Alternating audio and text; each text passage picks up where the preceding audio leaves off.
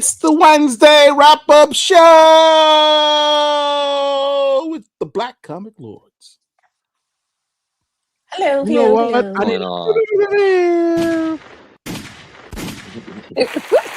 Eric, you're looking extra crispy tonight. Do you have like a new camera or something? No, I don't. It's the same Is old it better camera. better lighting or something? I did turn the lighting up a little bit more than usual. He's light skinned. Man, Oh Because boy, here we go. I could even make it that bright if I wanted to, but that's a little bright. Yeah. That's a little too bright. Well, you look good. You look good. How's everybody doing? Maintaining, can't complain. We outside, baby. I don't know Angel, if what y'all are you know, watching but on television? it's milestone week, baby. Oh, Oracle always got I was something on gonna- TV. I Always. was gonna put on a classic, I think. Lion Okay. King? Maybe some Spider-Man. I don't know. I'ma get you Marvel something. something. I was thinking maybe they had the classic cartoons, Marvel cartoons or something. Hold on, before we begin this, you know what? I know this is gonna. I'm gonna ask my question after Paul gets his intro off because I know this question is going to deviate, but I gotta get this question off. It's not a bad question. I gotta get it off though. I have an intro. I was just gonna say hi to what's up, everybody in the chat. What's up, everybody in the chat? All right, well, let's see. Yeah, who got Kevin here. Pitsy's there, Marwan. KP know what time it is. That's my boy KP know what time it is. Jay Carter, what up? What up? What up? My boy Marwan Williams, what's going on? I was supposed to share this video. I apologize for getting a late start. It's completely my fault, everybody. I had a work event and it time, yo. It That was on the guy other right side of there. town, and I had to run fast to get over here. Blame him right there. Completely. And then also apologies because we've been trying to live stream both in landscape mode and in vertical mode for phones, but the way it comes across for phones just isn't good, and we can't figure out what it is. So we shut down that phone for the night. Everything's in landscape. Hopefully, those of you who plan to watch this on phone, you're able to join us on landscape. Appreciate it. That means I'm gonna have to. Phones will adjust. Yep, Losita darling, hello. And then of course Anthony S. Davis. What up, baby? Long live BCL. Oh, I mean, Marwan, my fellow BCL con staff member. Yeah, staff member, right? A staffer member. Oh, Steve Marwan, you jumping the gun. You jumping the gun. Hold on. We listen. We'll talk about that. So while Paul's running through his archives, because who knows what goodies he got over there. Oracle, you spawned a question or a thought when you said that. So starting with Derek. I did? Yes, you did. And it's a positive thought.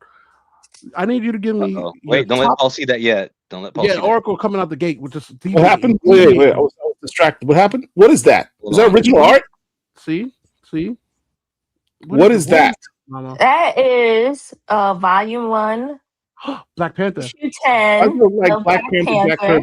Page 13. Yes, it is a Kirby page. Is that original Kirby art? What are you showing me? Yeah. This the print cells. You have one. I think you got a little one, but I got, this one. Little one. You have like one panel and I have 6. Okay. Starting early. Already she's starting. Hey, size doesn't matter, man. I mean, whoa. You said size doesn't matter. Okay. Never heard that one before. I'm Haitian. I'm sorry. I'm sorry. But no, the question that I had while Oracle was sitting here dropping bombs, real quick, top 3 cartoons, not an anime, top 3 cartoons. Derek, you go first. What's the scope? What do you mean top 3 cartoons ever that you enjoyed? Your personal top 3 cartoons. My number 1 would have to be Super Friends. Okay, that's a good one. That's a good one. Not mad at that. My number 2 would have to be Voltron. And I know what you're gonna say, Paul. Lions. Which Voltron? Which Voltron? I gotta ask you which Voltron. Exactly. Definitely the Lions. And the original one that came on in the US, right? Okay. Third spot. Let me think a bit about my number 3 because that's a little bit harder. Okay, so Paul, you're gonna be last. Oracle, you're next. Oh. Yeah, top 3 cartoons. And it can't be anime. No anime. There's a distinction between cartoons and anime. That's why I said it that way. Damn. Oh, that's a There's whole a distinction. There's a difference between cartoons and anime. There absolutely is. So if I said like Star you cannot Blazers, say Dragon Ball Z. Okay. I'm not saying that's the wrong generation. See, I was gonna say Fist of the North Star, but you're saying I can't use that. Fist of the North Star. Oh, that's anime. That's anime. That's definitely anime, mama. It's great. You're good. Oh, because of the language? No, it's just anime. No, it's just anime. Okay. Fist of the North Star is tough.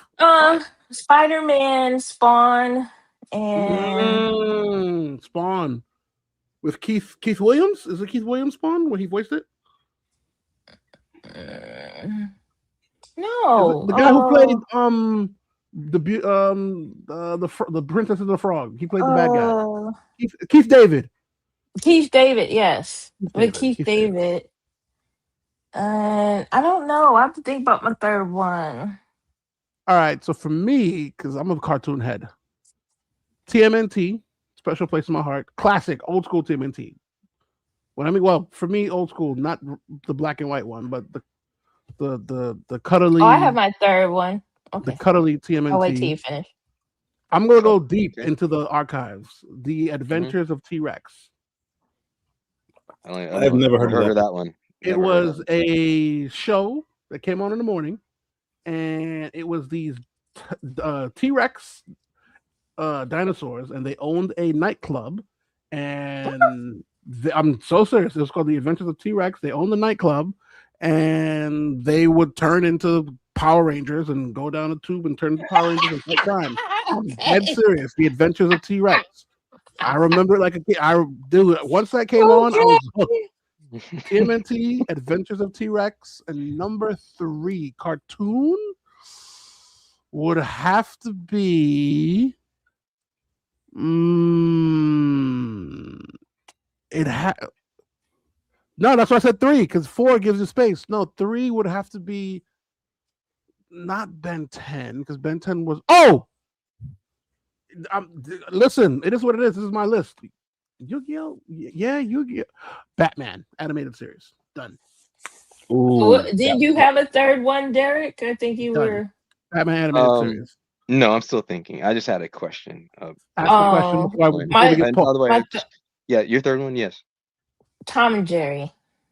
Not mad at that. I'm not mad at that. Yeah, that's okay. I live on, and I had that on a few episodes ago because I live on Tom and Jerry.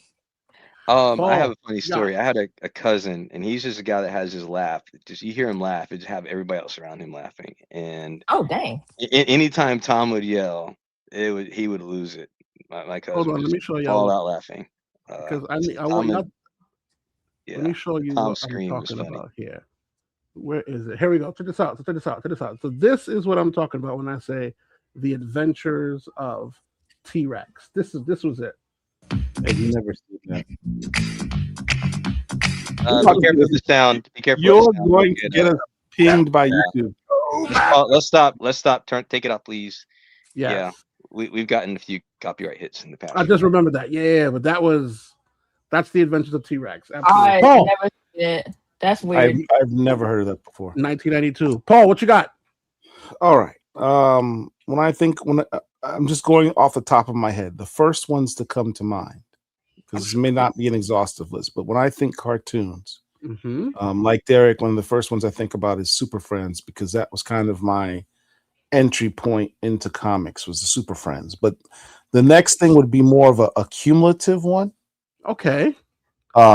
It's kind of a composite, which is I'm old enough that back in the 70s, they still played the original Marvel cartoons from the 60s in syndication. So we're talking about Namor the Submariner, Iron Man, Hulk. Oh, wow. Yeah. Thor. They were all in one. They were like a Marvel cartoon hour type with thing. Stan Lee. I remember seeing that. America. They were literally stop motion comics that they made into cartoons. So they took I don't think I've seen stills from comics and they just animated the stills. Wow. Much the same way they did with the Black Panther cartoon by BET with Reggie Hudlin. Same kind of process. Other one, I would say it's a toss-up between the 60s version of Spider-Man. You know, the one that had that's the one that had the actual theme song, Spider-Man, Spider-Man. Okay. I'm not mad at that. There's that one. Now it's a toss-up between that one and Spider-Man and His Amazing Friends from the 1980s. Yeah. Because that was a hardcore one. That was my introduction to mutants. Yeah. Because Iceman and Firestar were mutants. So that was the first time I heard of mutants, was Spider-Man and His Amazing Friends. I would have to say that might be my number 3. Next one would be G.I. Joe. I'm a huge G.I. Joe fan. Joe fan. Next one would be I can't say Robotech. You got one more. I thought you already chose 3. Well, he can't put them together, and there's a reason I'm allowing this. Paul miscounting again. He's the CEO. Let him rock. Paul, pick 3. I think the last one would have to be either Batman the Animated Series or Justice League Unlimited. Okay. Stay there, Derek. So you said your third one, but if you had to pick one more to be your fourth, because if I said 4, everybody would give me 4. I wanted 3 concise. If you had to pick the fourth, who would it be? And it's okay if it's a tie between this and that. It's okay. Same thing for you, Oracle. Same thing for you, Paul. Because I have mine. I've already had 4, more than 4 apparently. Touché. Yeah, it would be close. Since Paul did it, I'll throw 2 out there. I would either pick Star Blazers, which that's anime. Okay, well, I'll take it off then. I'm taking off then.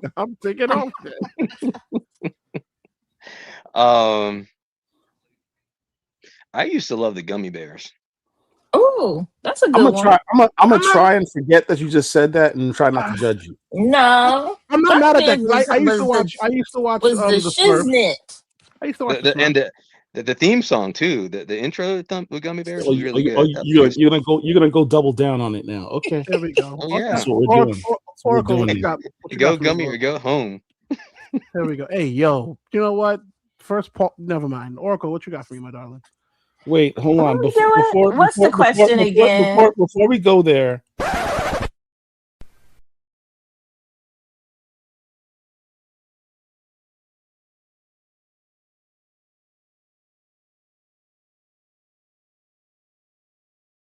I just realized that Derek's disclaimer is not actually a disclaimer.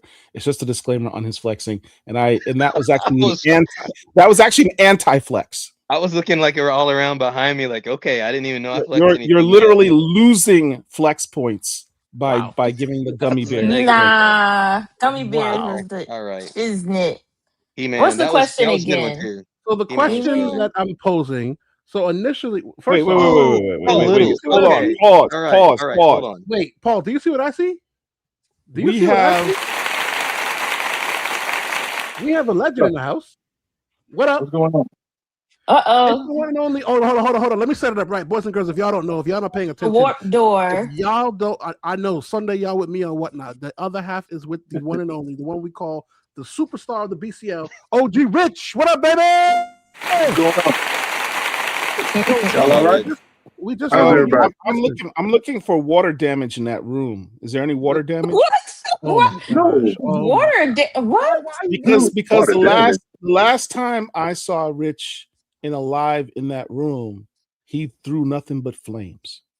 Oh, okay. That was. I don't know about all that, but okay. Here we go. Okay, so Rich, here's where we at. So I just asked a simple question, a little icebreaker. Your top 3, and I purposely said 3 because I knew I was going to add 4. But your top 4 cartoons, right? So I'll give you time to ruminate and think. So non-anime. So no Japanese cartoons. Kind of hard, no man. Fist of the North Star. I know. It's okay. So Oracle, you have the floor, my dear. If you will, I was asking for. Can you reiterate the question? The question, my dear, is now that you've given us 3, number 4, which can be a tie, meaning It's a tie between this show and that show. What is your fourth spot on your Mount Rushmore, or your just your comic spot? What's your fourth one? Dang. And it doesn't matter if it's old school, new school. It don't matter. It's just what's your fourth spot. That's all. Well, it had to be Donkey Kong. The Saturday morning cartoons. I'm not mad at that. Listen, there's no right or wrong answer. We're getting called out because none of us have mentioned Thundercats. Well, first off, we're talking about that. So what I was going to do, my tie is actually a tie between Young Justice that came out. I think I saw it on Netflix? Yeah, Young Justice. Young Justice, and the other one was Pirates of Dark Water is good. You may not like it, but I don't care. It was the reboot of Thundercats. Yes, the 2011 one. Yes. That was fire. The reboot of Thundercats was... A reboot. The 2011 reboot of Thundercats was straight fire. Fire. Absolutely fire. Absolutely fire. Of course, we have honorable mentions. You can't, let me not say anything yet. Because I do want to give Rich a chance to answer. And I see so many dope, awesome responses in the chat as well. So let's make Rich big, because I know whatever he's gonna say is gonna be deep. Let's go. I got you, Rich. He said deep. If we're talking about this three, four. Oh, okay. Number one, Fat Albert and the Cosby Kids. Oh, that was a good one. That was a good one. That was a good one. Yep, absolutely. Transformers. Come on. The original OG Transformers. Right. And number three, Herculoids. Oh. Herculoids. I love that one. Shout out to Hanna-Barbera cartoons.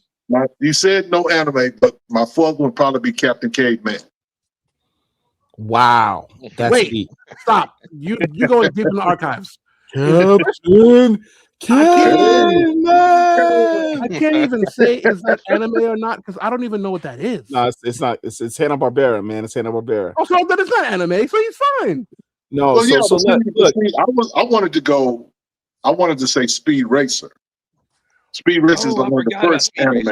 That's anime. That's anime. Mm-hmm. Yeah, that's what I'm saying. I couldn't say Speed Racer. So I forgot about Speed Racer. That was a good one. Absolutely. Well, you know what? Let me tell you something. For people of a certain age, me and Rich, 1970s cartoons, Saturday morning cartoons, between Hanna-Barbera and the Croft brothers, we just had the best Saturdays imagined. Hold on, what did the Croft brothers? I'm not saying that but they did like more live action, right? The Croft they did the live action stuff. Croft Superstars, the Bugaloos, the Land of Lost. God. Saturdays were amazing. When you said live action, cool. You can go on YouTube and look up and literally Google on YouTube Saturday morning cartoons, and they'll have like 12-hour streams of those old cartoons. Really? Yes. In the same format, like they ripped them from VHS tapes. I don't know who had Betamax back in the 70s, probably some rich person, because nobody could afford Betamax back then. Betamax. But yeah, it has the commercials and everything. Just go and Google Saturday morning cartoons on YouTube. Oh no, we gotta go check that out. 12-hour streams of cartoons. It's a ton of cartoons, man. You can't lock it to 4. I know you can't lock it to 4, but I just wanted to at least get them out. Now, I do. First off, I want to acknowledge the chat. Because I see some crazy stuff here. We didn't even say He-Man. He-Man, especially with the movie coming out, absolutely fire. What is Pirates? Well, hold on. He had some others on the list too. Go back to the to that one. Oh, I'm sorry. Oh, yeah, Care Bear. Yeah, He-Man. I love Care Bears. Care Bears. Come on, man. That's worse than Gummy Bears.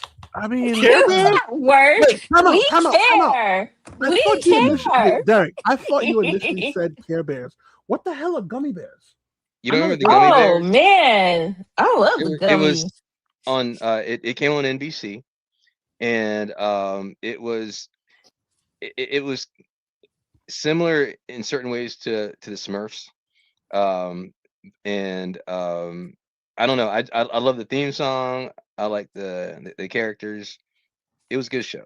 You know, yeah, these bears that they get these superpowers bouncing around when they drink the gummy berry juice. Where Derek used his powers for evil guys so that he can get me kicked off of the internet. Use his powers for evil. Nope. You know was another anime cartoon that people don't thinks is anime, but is. Yeah, Popeye. Popeye was anime. Stop. Popeye's anime? No way. Stop. Go back. Not the original Popeye. The original Popeye was black and white. But the color black Popeye, that was anime. Shut the door. No way. Go. Don't take my word for it. Just go look at it. Thank you. Right, Thank you, Marwan. Hold on. Devo Star's the only one that mentioned X-Men animated series. We should all be ashamed. Magic and Mystery are part of No, that was not my favorite. So no. No. Well, boys and girls, check this out. We are absolutely, we can't have one without the other. It's like the other side to the coin. Oh, so we're gonna continue, this, and I am gonna give you four. I just want to do one call out. Talk to me. Devo Star 28. Jim was good. Jim was a good one. Captain Planet was my ish. Jim was her name. Captain Planet was my ish. I love Captain Planet. Josie and the Pussycats. Pink. Yeah, that was a good one. Too. No, not Josie and the Pussycats. Josie and the Pussycats in outer space. Yeah. That was good too. Yes. Voltron or Scooby Doo. I mean, we're gonna be Voltron. It depends. I hated Scooby Doo. I only enjoyed Scrappy. You hated Scooby Doo and Scrappy Doo.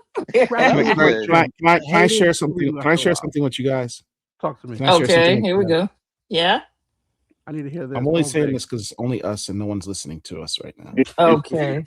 On a broadcast. Okay. Exclusive. When I was young, some of the Scooby Doo episodes used to scare me. Oh, thank you. So you're not the only one. That's why I hate Scooby Doo. I was like, some of those Scooby Doo episodes I found problematic. Facts. I'm not watching this. Which one? I'm not watching it. That's terrible. Which one specific? Like what sticks out in your mind? That's not important. Listen, we're not having a therapy session. No, Paul, I got your back. We're not gonna have a therapy session. I loved it when they had the Harlem Globetrotters. Oh, that was the best. Yes. You know, Derek, we're fighting each other. Yeah. Okay. We're fighting. Okay, so somebody was scared of Scooby Doo. Okay. Check this out. Because we got to talk about Rich on Sunday. We got to talk about the 60th anniversary of the Black Panther. I mean, we absolutely got to talk about. Am I the only one with a Black Panther shirt on? You know what? You're right. We absolutely dropped the ball on that one. But you know why Paul don't need to wear a shirt? Because he gave us a full show about that the other day. We're gonna get 8 hours. 8 hours. Almost 9 hours. We're gonna absolutely get into that. We're gonna absolutely get into that. Before we do, last question. 4 anime. Oracle. Derek, back to you again. This is anime now. 4. Okay, I didn't watch a lot of anime, but I guess I live on it. I already mentioned Star Blazers. Star Blazers. There was one called Translor Z in the US. Called Mazinger. I know what that is. Yes. That was I don't know why, but I love that one, even though it was like a poor man's Voltron. Yes, I know. Or Shogun. It was not a poor man's Volt. It was good. It was. Since I learned that Popeye was anime, I had to put that one on the list now. That's blowing my mind. I did not know. That's blowing my mind.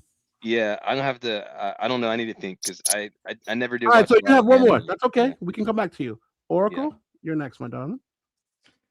We're going for anime. Yes, ma'am. Fist of the North Star. Yes, absolutely. She was not happy about that. Yes. Naruto. Not mad at. Ooh. We got Dragon Ball. Which one? I said Dragon Ball. So you like stories. I respect you. When he was little. Dragon Ball, not Dragon Ball. Not Z, Dragon Ball. No, because he was little. With the tail. Yes. Yeah. He was little. We're gonna get roasted behind this here. And Ninja Scroll. Yeah, somebody had. I was trying to think of the name of it. No. You don't get a digital. You get a real one. Let's go. Ninja Scroll. Okay. All right. Chocolate, you next. Let me see. What do I got? G Gundam. That was good. That was a good one. G Gundam was my jam.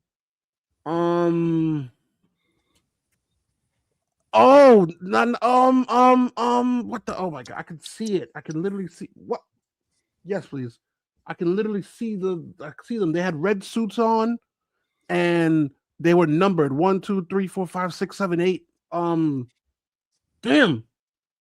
It's okay. G Gundam. Obvious. I mean, oof. Yu Yu Hakusho. And my I got 4. G Gundam, Yu Yu Hakusho. I watch a lot of anime. I'm gonna have to go Bleach. I'm gonna have to go Bleach. And then my last one, you already said Dragon Ball.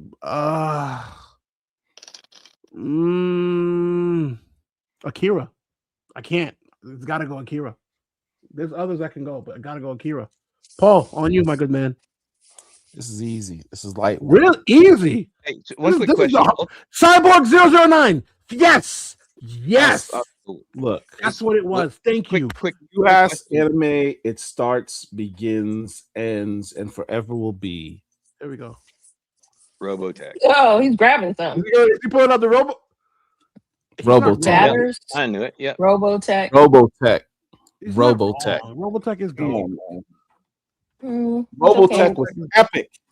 And when I say Robotech, I'm referring to all 3 versions: Macross, the Southern Cross, and the New Generation. Okay, I'm not mad at that. Original Japanese cartoons were adapted into American storylines and into one coherent epic saga, because you had 3 unrelated cartoons that were made all into one saga.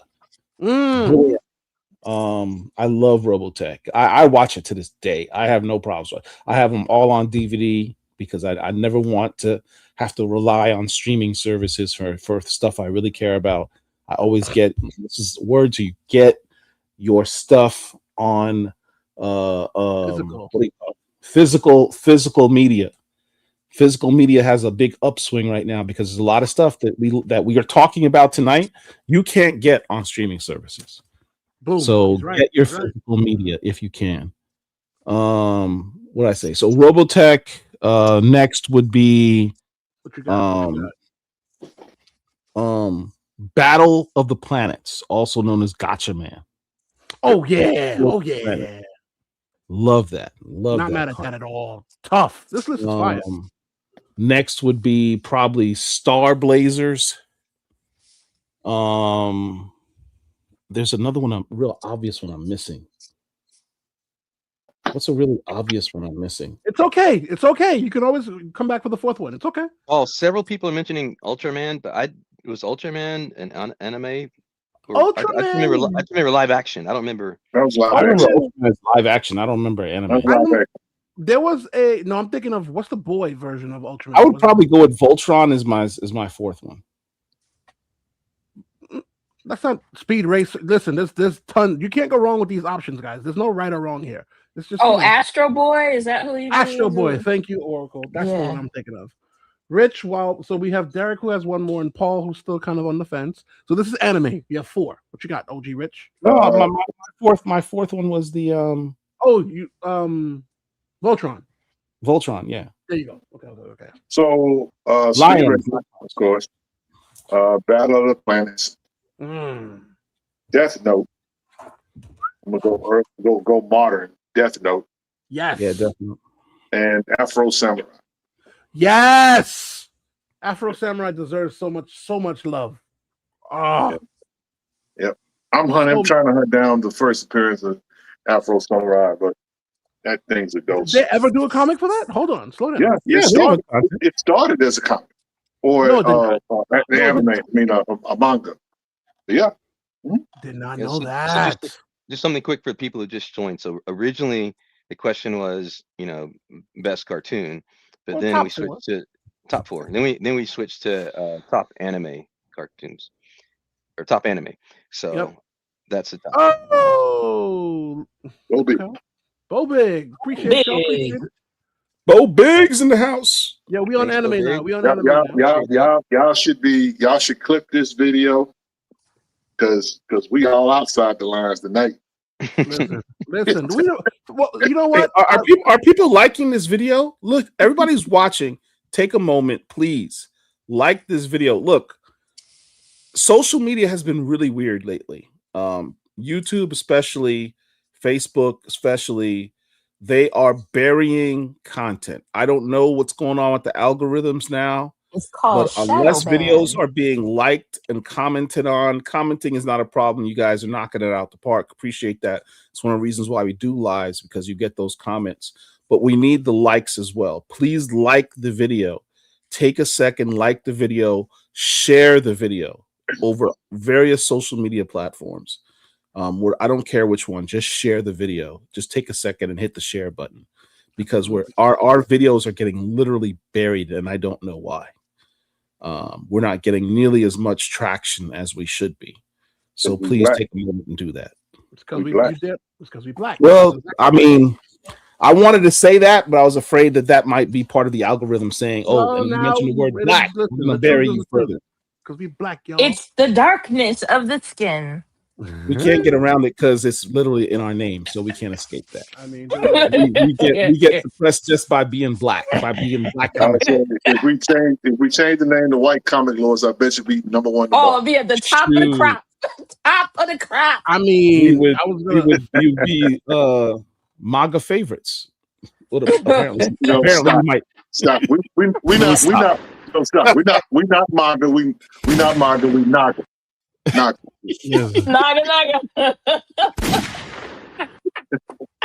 Listen, we not MAGA. We not. Ask Paul. I literally said, "Where's the hat?" And then I said, "I'm going to make a conscious decision today to not wear the hat. Don't want to get. You got to wear the hat, man. It's like the anti-MAGA hat. Man. You got to wear the listen. Now, Derek, you have one more left. Oh, before we got one more left. Yeah, Speed Racer. Speed Racer, easy. Speed Racer is a legitimate choice. Speed Racer is legit. I'm not mad at that.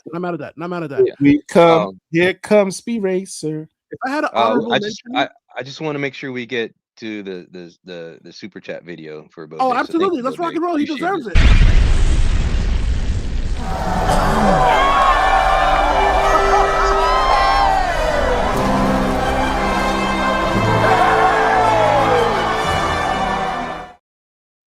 Wakanda forever. Go Bigs, we appreciate it. So if we had an honorable mention, Zoids.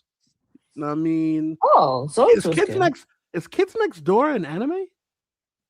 Oh? Nah, y'all don't know. Y'all don't know K&D.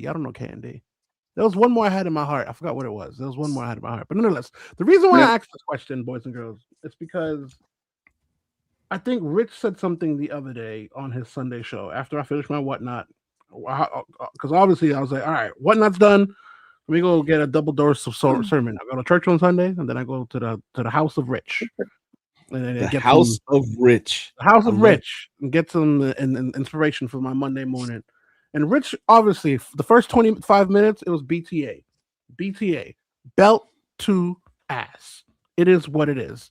If you ain't feel the pain on your back, that's because it does not concern you.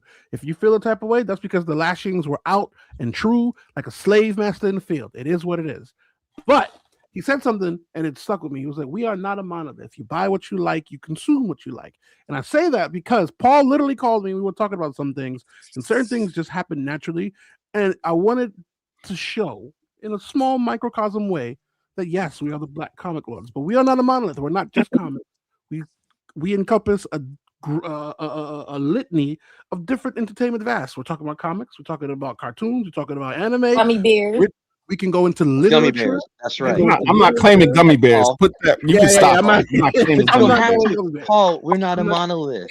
There we go. I can like we, my we, beer. we might be an oligarchy then, because I'm not claiming my now. The reason I also said that is because while we are not a monolith, we here at the BCR, I'm gonna toot our own horn, pause. We are at the top of the food chain. Why do I say that? Guess there's a millions of other streamers or whatnot. But I said something, I didn't say something the other day. One of my buddies who is absolutely tapped in with the big two and does not have the melanated covering from the Lord above, literally was like, dude, I work with the big two. Obviously, I can't say his name for his protection. I got to make sure I keep my sources protected. But I work with the big two, right? He's tapped in. Like, when I mean tapped in, big money, Ben's tapped in. And he's like, dude, do you understand that we couldn't get these people for this 60th anniversary, that we could not have done this? And he's like, yes, it was on the internet and whatever. We could not have done this, not with the care, not with the quality that it was given. And what am I talking about, boys and girls? I'm talking about the Black Panther 60th anniversary that was put on by Paul Phil and the DCL. Round of applause. People up today talking about, how did you get so and so? How did you get so and so? I already said this behind the scenes, and I'm going to say it again, and it might get me banned. Don McGregor needs to have a private session with the highest quality females. That's all I'm saying.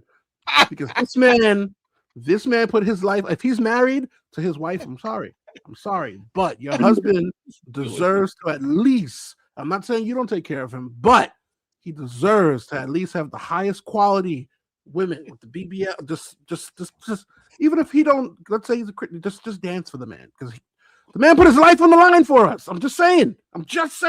Paul, take it away. Talk about it, because ain't nobody gonna do this better than you. Let's go. I'm just saying. I'm still writing. Hey, yo, slow down. I'm still writing the high of the event. Finish that up. You know, I mean, it's a long event, so the last several days I've been trying to rewatch it. I'm still not done rewatching it. I just watch a little bit at a time as I'm, what have you. I'll say this: since we formed BCL, two things I've always wanted to do, always been goals. One was interview Christopher Priest, who is the guy who made the Black Panther my favorite superhero. The second thing was to do a show that honored the Black Panther, which is, again, my favorite superhero. I did both in one shot. This for me personally, this is not a BCL thing. It's just me personally. This is my Jay-Z Black album moment. What more so than Dennis Cowan at the BCL Awards? Wow. Look, okay. This is I've already done that. That's what I'm saying is this is the culmination. This is the culmination of goals that I set for myself in this space. And I'm all I can think about is that what more can I say song by Jay-Z. Like I've done the things that I wanted to do. I love it. If I retire right now, I'll be good. You ain't going nowhere. But look, I'm happy with how everything came out. I was unhappy with the lack of hoopla, recognition, accolades that the literal number one Black superhero in all of comics in the world did not get from his parent company. I'm looking directly at you, Marvel. You dropped the ball on this. Oh, you can't. You ain't beating those charges. You got to give him space. You straight up dropped the ball on that. I recognized that last year when it didn't occur for Storm, the number one Black superheroine in the world, in all of comics. Didn't give her due. But at least you had an ongoing series that was doing well. So I let you slide with that. But not doing that for my man. That just wasn't gonna fly. It's just not gonna fly. So yeah, we took a moment. We had our Thanos moment and said, "Fine, we'll do it ourselves." Marvel ain't got no money like that though, Paul. For real, they got money when they want to have the money. I mean, look, listen, bro. Let me say this. As someone who watched that whole thing and am a Black Panther fan, I always jokingly say that I'm not the biggest Black Panther fan, but I'm very much a fan.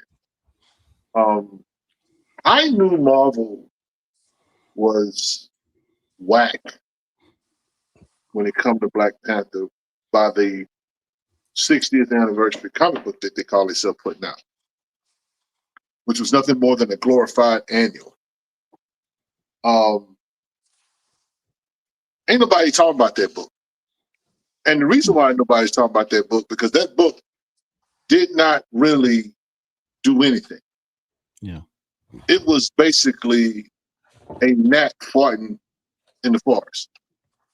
That is so that was about as low as you can get. It's like them Bama sat around a table and say, well, 60th anniversary, we got to do something. I don't know, call this creator, call that creator, see if they can put a story together. Yeah, we'll just do that.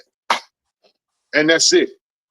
You could literally did either bring back the original creators for, some interviews put in the book. You could have did that, could have made the 60th anniversary a hardcover. You could have done so much, but you literally sent that 60th anniversary 22-page comic to these shops and thought that you were doing something. It's unfortunate. And I'm gonna just say it because I'm still salty at y'all behind MD Bright.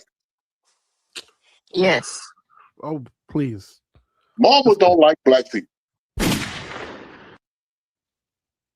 Take it away, Paul. I just said what I need to say about it. You know what we're looking for. We know what we're looking for as Black Panther fans. And it's not even about Black Panther fans, man. This is a character. It's not about being black. He is an important comic book character, right? At this point, he is an important comic book character. He is the number one recognized black superhero in the entire world in all comics at this point. What you should have done, shout out to Phil who created the thumbnail for our promos and for the video. Our boy Phil. He used this book as inspiration. Oh, I did not know that. Let me see. This is the Penguin Classics version of it's like an omnibus for jungle action. Right? There's two versions of that. Yeah. There is? I didn't know. Yeah, you got the I guess what you call paperback version of it, and you got the hardcover. I don't do paperbacks anymore where there's a hardcover available. This is all jungle action books. This is the format. This is the type of book that Marvel should have done for the 60th anniversary. Absolutely. Like the one that you made me buy, Paul. He's got enough volumes that you could have done one or two stories out of every volume, the most important stories, and stuck them in one omnibus and released that as your 60th anniversary. That's what should have happened. Then you're going to show about it. Paul, there is so much they could have done in the sense of, from a marketing standpoint, right? I said the same thing when I said X-Men 92. They dropped the ball, right? Because they could have had cereal. They could have had bed stuff to kind of recapture the whole idea of Saturday morning cartoon and whatnot. Marvel could have done, you know what? Let's not do could have. Let's actually talk about what did happen. Marvel, DC, they are the big two. The big three is Image. Image is a part of that. Why do I bring up Image? Because Image, when it was Spawn's something anniversary, every Image comic, it didn't matter what you are, whether you are a new comic, whether you are here forever, every Image comic had a Spawn cover. How do I know that? Because at the time I was reading Flawed, and I was like, "There's a cover with Flawed, who was a small Chuck Brown indie, but they had a Spawn cameo cover where it was like the main character interacted with Spawn on that cover. Bare minimum, they could have done that. Just take their covers, let them run. Bare minimum. Could you imagine if they had said, you know what, we'll do like a big box set of Black Panther? And are you kidding me? Paul would have had no money if it was like a big box set with fancy stuff and Wakanda writing. Are you kidding me? No. But you know what, Rich? I agree with you, because you know why we all say that? Because when we look at Black Panther, and I'm going as a new fan, and I like Black Panther, but I'm not gonna say I don't consume it. I wasn't as invested as Rich and Paul, because for me it was static. That was my investment. But the Black Panther movie, and I am going there. Rest in peace, Chadwick. He passed away. Cool. You don't recast him. One, which is if it was any other white character, they would have recasted him the day he died. Number two, even if you don't want to recast him, the way they handled the funeral scene for me pisses me off till this day, because you don't, at the bare minimum, you could have had not Bucky. What's his face? You should have had Bucky there. You could have had Captain Falcon there. I call Captain Falcon Sam Wilson because his movie was trash. You could have had someone there. I liked it. The movie was trash. And then, if you pay attention to the books, you think for a second, if you read the comics, that Captain America Steve Rogers would not have been there to pay his respects. You just let him. No. Absolutely deplorable. No. Yeah. Look, beyond all that, on a positive note, the show was we had some incredible moments in this. The one that immediately comes to mind, we mentioned Don McGregor, who quite frankly does not get enough credit for his contributions to the character and to Wakanda. So much of what you saw on the screen was Don McGregor. The other parts of what you saw on the screen came from, the Hudlin Run, John Jr., who we had a video, we got to show that, and who said, you know what, I people want to give me credit for this. No, I went and I got images from the internet of African culture, and I stole all of that and created what I did with the Dora Milaje, etc. But he's a big fan. The fact that Brian Steelfreeze doesn't get the credit that he deserves. Talk about it. I mean, Brian Steelfreeze, even where's the book? Where's the book? Something as basic as this: the Kimoyo beads. Wait, what are you talking about? These beads that all the Wakandans wore in the film. Yeah. This is Brian Steelfreeze. He created this in a comic book. This was his idea. Wait, are you for real? I'm absolutely for real. When we met him at OAX, he talked about it. He talked about his ideas. You have to remember, Ta-Nehisi Coates, that Black Panther comic book, that was his first comic book. He did not ever write a comic book before. So Brian Steelfreeze came up with a lot. He did a lot of, it was a collaboration. He helped develop that Wakanda that we saw on the screen, because that comic book came out before the movie. So much of the technology and everything, all that technology you saw, the suit that Black Panther wore, the nanotech suit, that's all Brian Steelfreeze. Hold on, Paul, I see you and I need you to get it off. Pause. But Rich, what the heck do you have over there? Ooh, that's from the Wakanda Forever popcorn. Yeah, this is the Wakanda Forever popcorn. Wait, is that moving? No, it's lighting up. It's lighting up. That's fine. And I saw you vibranium. There's some vibranium on one side of that thing. I saw you had a teddy bear. You know what? See, let me tell you something. See, like I said, I'm not the biggest Black Panther fan, but the child just literally surrounds me. I got my little Tyrene. I got one of those somewhere. I need one of those. Everybody needs to have the little Black Panther. Now this here is pretty cool. I love this here. It's a collector's item. It has a journal in it. That looks like a Bible. It opens up. It's got all kind of little doodads. It's got actually postcards in here as well. I even got a Black Panther journal. That's fire. Is that embossed? Can you feel it? Pause. No. It's texturized or no? No. It's just flat. It's not. You can't feel it. I know what you're talking about. That looks fire though. So and it, it's basically they have a lot of questions or things that you can fill out. For like mindful journaling. Then of course they put this out, and I wish they would make some cartoons out of not cartoons, but comics out of some of these stories that are in this book. I mean, Black Panther. Somebody tell me in the chat who has more merch, books. I would say satellite things about their character more than Black Panther. I'll wait, because I don't see nothing about Captain America. I don't see nothing about Thor. I don't see nothing about Hulk. I don't see nothing about Daredevil. Yeah, they get shows, they get T-shirts, but as far as literary stuff, books, collector items, stuff like that. Yeah, ain't anybody seeing T'Challa. Yeah, there's no world of Brooklyn.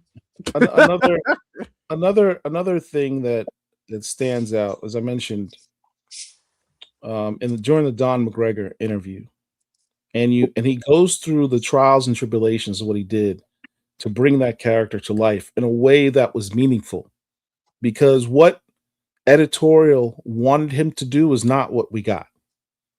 He fought and cajoled and snuck the story that we ultimately got in Jungle Action Comics, because he wanted an authentic representation of the character. He was very, very honest about that. And what he did, the sacrifices he made to give a properly represented, authentic, meaningful character of agency and nobility, not just a jungle Black Tarzan character, but a noble character, an intelligent character, a heroic character. He had to bend some rules and break some rules to do that. So much so that the line that I think, I don't know if people really recognize what he said. He said, "They fired me. My series was doing well, and they fired me. Why? You're too close to the Black experience, Don." That's what they said.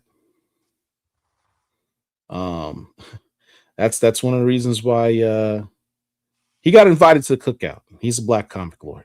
Invited is an understatement. Don McGregor's more than earned that. I really hope to bring him back on to talk further about his stuff. There's a Christopher Priest. That brother, I think he was dropping nuggets that people weren't really picking up on in terms of writing, and the comics culture and the business of comics. That panel we had with Jed McKay, Jeffrey Thorne, Brian Edward Hill. These are all brilliant writers, top guys in their games. Oh, man. Shout out to Brian Edward Hill. Y'all know he got the new Miles Morales book. I'm a little mad at Brian because he could have dropped that on Saturday. He didn't mention that, but he got the new. He got the Miles Morales book. Yeah, that book was that's all right. But hopefully these guys. First of all, we were running overtime. We started a half an hour late, at least a half an hour late, and they could have said, "Hey, we're going overtime. I'm going to shut our time by half an hour." They not only did the full hour we had slated them for, they stayed longer than that. Why? Because these guys were generally vibing. They were just having a good time talking. It was very good conversation, chopping it up, man. I mean, I think if we had more time, we probably could have stayed on another hour just talking about stuff. Comics. We got to bring Priest back for a conversation. We're it's in the works. Oh, trust me, because that dude there has. There's a lot of things that Christopher Priest can talk about and never even mention his comics that I think our community needs to hear. You know, but me now that's Paul. I'm here for the comics. I want to talk about his John Stewart stuff. I want to talk about his Quantum and Woody stuff. Right. I definitely want to talk about the I want to talk about him being the fifth Beatle. The Deathstroke stuff. Has done Conan the Barbarian, Vampirella, Red Son. He's done a lot of stuff. He's if you want to surprise yourself, go on his Leak of Comic Geek profile and look at the amount of books that this man has done and the myriad of genres and types of books and characters he's worked on. Is that before or after the name change? Both. Is that before or after the name change? Yeah, that man has done. I mean, you could do a show just on the Jim Housley stuff. He has done everything. He's done everything. Facts. So he knows what he's talking about. He's been in the game since he was very, very young. He know that his insight is incredible. I have a question, Paul. Yeah. Have the Black Panther fans forgiven him for the Ketma? Yo, there we go. I knew it was coming. I knew something. I knew it. I love the fact that Priest brought that up. He's like, everyone hated me. They said I was a racist. They said Christopher Priest has lost his mind. And I remember seeing that on the internet. I'm like, you do realize that the reason that you like Black Panther is because of him? Yeah. For you to say, did this man lose his mind? He's the one, all the stuff that you say that you like about the Black Panther, this guy is the guy who made that. Beyond that, you're like, oh, this outrage about white dude, Wakandan white dude, that makes no sense. Did you forget about Hunter? Like, he did that. He's a supreme writer, but he's also a troll. He is a troll. Oh yeah. You gotta let the man cook. He said, wait until issue 6. It'll all make sense. I trust in Priest. Yeah. I trust in Priest. I've been saying that from the beginning. Let Priest cook. Let Priest cook. That's an absolute. I actually had some things that I had planned. Look, this is exclusive. I had some things that I was gonna have at the con, but it just we were going behind and things were going so fast. I didn't get a chance to. I said con. It felt like a con. I meant the special. I meant the show we had on Saturday. Like, what con? The 60th anniversary. The 60th anniversary show. There's 2 things I wanted to show. What you got? We were talking about original art, and I wanted to show my original Dennis Cowan joint. That thing is fire. This is fire. My one regret is I didn't ask Dennis to make him without his mask. Dennis Cowan's the only artist I know who was drawn to T'Challa with the cat eyes, which I thought looked kind of cool. I thought that would be kind of cool. I might commission him, ask him to do him a commission again, specifically just for He's going to be at Heroes Con. Well, someone who's going to Heroes Con, I might have to ask him to get me a hookup. Stabbing me in the heart. The other thing I got is something Chocolate's aware of at this last MegaCon. There was you want to talk about that? Hold on. We got to put you full screen because when Paul told me the behind the scenes of that, and I said, wait a minute, that's a heavy duty gem. Hold on, you know what? If we're gonna do this, let's do this right. Wait. Let's do this right. This is a Black Comic Lords exclusive.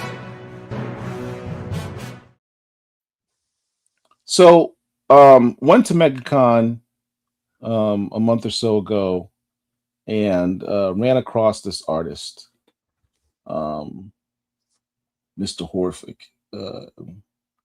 and he was the artist on the Eve Ewing run on Black Panther. Specifically, Eve Ewing, one of the cool things that she did was she dipped back in time and showed us a Black Panther that we had never seen before, Mtele. Basically, the great grandfather of T'Challa. And there was this, I mean, there was other pages there I could have gotten there, and I quite frankly already blew my money on getting this Bitterroot cover. I mean, listen, we're not mad at that. That's it. No regrets, but I had limited funds. But this was something that caught my eye, and I mean, there are other pages you could have gotten of him in costume and stuff. Just a minor flex. Minor flex. Half a second flex. This was kind of a interesting moment. Oh, Derek's never seen these. A page of Mtele. Oh, nice. So what makes this unique for me is you have Mtele, you have his child, which is T'Chaka. Was it T'Chaka Azori? I think that you said that was T'Challa's grandfather. Yeah, this is Mtele's T'Challa's great grandfather. So I think this is his grandfather Azuri. Correct. And then that's the great grandmother. This is a Wakandan family. This is a Wakandan Black Panther family. It's not often that you see the full set. Oftentimes in the comics, and Don McGregor mentioned this, you'll see T'Challa's father, T'Chaka, but you very rarely saw the mother, and you certainly didn't see all three of them on the page at the same time. You never see the Black Panther nuclear family. So I just thought this was a rare, cool moment. And one of the few times you see a future Black Panther as a baby.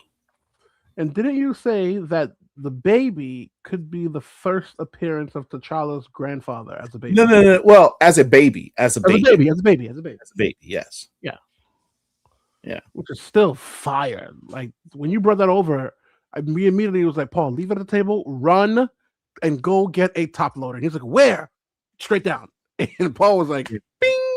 Otherwise, I'll be walking through this the whole con with this in my hand with no gloves. Like, no. We had to. That was absolute protection. We had to protect that ASAP.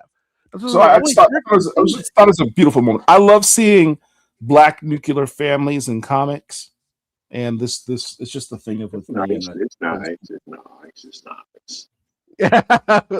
Rich, but we had a lot of fun, man. Shout out to everybody who stopped by. I saw Jeffrey Thorne in the chat. Thank you, Jeffrey, for stopping by. It was we had a lot of fun, and it was I thought I'm proud of what we did. Most of who we invited showed up. And I appreciate that. There were some people that had some scheduling conflicts and they couldn't make it and traveling. That also goes out to show, right? And I'm being very careful because I feel that Rich has done enough. Rich is like my son. I have a 2-year-old son, and I tell him sit, and he may sit, he may not. My father literally says sit, and he just goes, okay, all right, I'm done. That's the equivalent of Rich. Rich already told the whole comic book community, enough, belt, done. Enough. But the reason why I bring that up is because the timing of the show was poignant, right? Because of all the vitriol and the juice and the negativity, whatever. We know what it is, whatever. The timing of it was amazing, right? Because I always say, I akin comics to 90s hip hop in the sense where there's a balance. Okay, yes, you had the drug dealer talk, you had this, but you also had music that was there to uplift and whatnot. So if you're going to do one, where's the balance, right? Where's the balance that says, okay, yes, this is what's happening. You are outside selling drugs and this is your environment. But where's the other part that says, okay, uplifting? This is where we, BCL, that's where we come in, right? And then the second part of that is, forget about the timing of the situation, but there's been multiple times when Paul has set out an APB. Hey, crew, internally, I need X. We got to get this. We have this. We have that. And 9 times out of 10, everyone says yes. Their no is never a no as in F the BCL. It's no like schedule or, I'm a dad or a mom and real life happens. But that's the power of what the BCL means? Because even me, I've reached out to people and they're like, chocolate, I'll do it for you, maybe. And I'm like, yeah, but it's for the BCL. They're like, for them? You're with them? Yeah. All right, I'll do it. But that goes to show the, what's the word I'm looking for? The level. I don't take it for granted. We don't take it for granted. I know Hirsch and Rick, who's not here, and Paul, Oracle, Rich, they don't take it for granted because they've cultivated that community and that namesake. It's like for anyone who's ever seen The Wire, right? And when I forgot what his name was, when he was an assassin who were Brother Mouzone. Brother Mouzone told him, he said, "You still have a line to New York because of your reputation." Meaning, when we call, they come to us because they know it's a safe space. We don't take that for granted. Don't take that for granted. It's more than that. So people get in their feelings about what they're not able to accomplish, but the missing element, because I don't get to see my account is a pro account, so I don't get to see posts till 2 and 3 days later. But when I do see stuff, I see people complaining, oh, this cost this much, or I can't get this, or I did that. And the element that they're leaving out in all of their activities is the humanity of it. We care about the people we work with. We see about who they are, what's going on with them, and we don't ask for anything. How can I help you? What can I do for you? And that's what we all lead with. And people think that you're fighting over pie. Oh, I got to get mine. And if you're doing well, then that's taking away what I'm doing. And that's false. That's a false narrative that the agenda puts in our minds, puts in the schools, puts in work, and you live it through the community and it don't work. And you're wondering why, because that's not how our nature goes. If you're not caring about the next person, what do they have to work with? They're automatically on the defense. But if you care, genuinely care, like, how are your kids doing? How's your parents doing? Oh, so-and-so passed away. Oh my God. We are out there being family to everybody. That's what the missing element is. People want to know what the secret sauce. That's the freaking secret sauce. Be family to people. It's real simple. Don't be a jerk. Message. Right. That's it. Don't look for a handout. Don't look for any. Just be a person. Be human to the next person. That's it. I know Rich gonna jump in here. Let's not play games. Rich, I see it. Let's go. I see it. Well, the thing for me is we need each other. Some of these guys act as if they can do all of this by themselves. And that's pride. That's pride. You're leading with your pride when you go in that direction. The Black comic book community is a small group. It's a ton of these guys, but it's not a ton of these guys, if that makes any sense. In terms of fandom and that kind of thing. Shout out to Malcolm McFadden, because when he came on our show, showing his books, and he showed that he not only is a creator, but he supports the creator with his dollars. And that's huge. Notice he's about the only one I've seen do that. What the rest of y'all doing?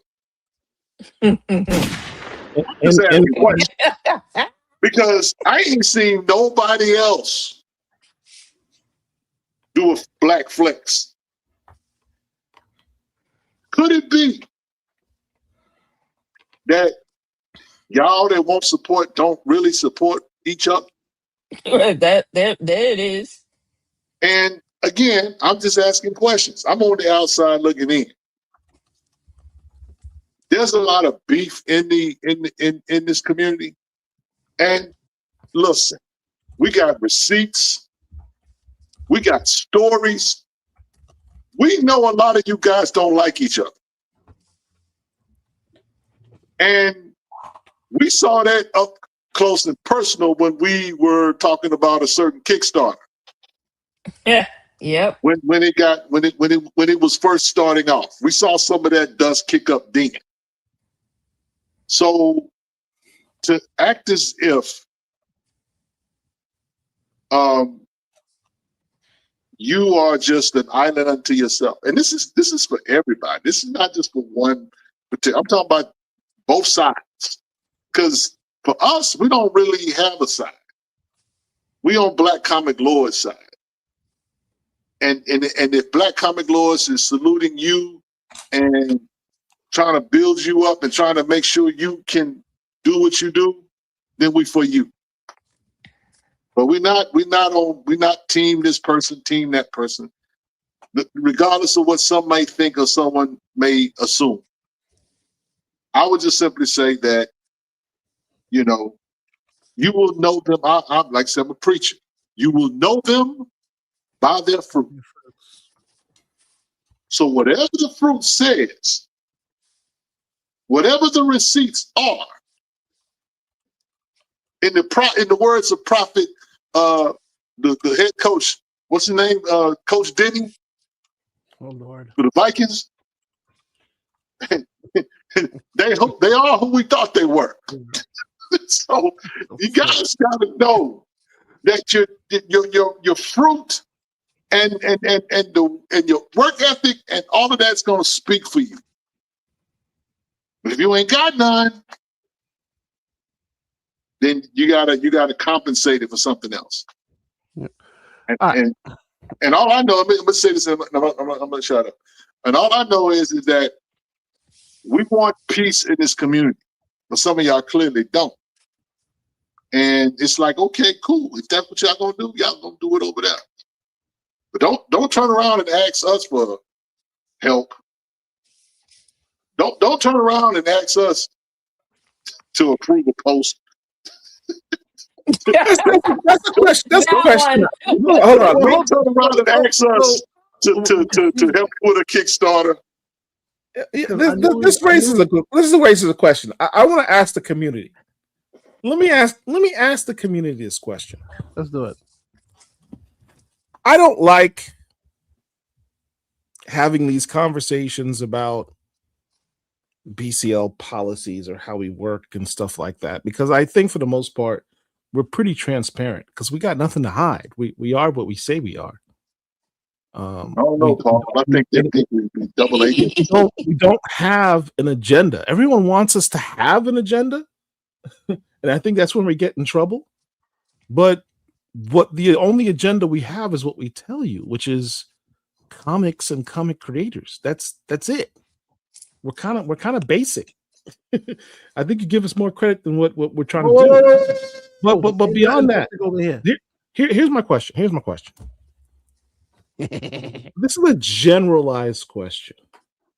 If you have someone in social media who has disrespected you, or at minimum, when someone's disrespected you, they co-signed on it, they liked the comment, they said, yeah, you're right, when they disrespected you.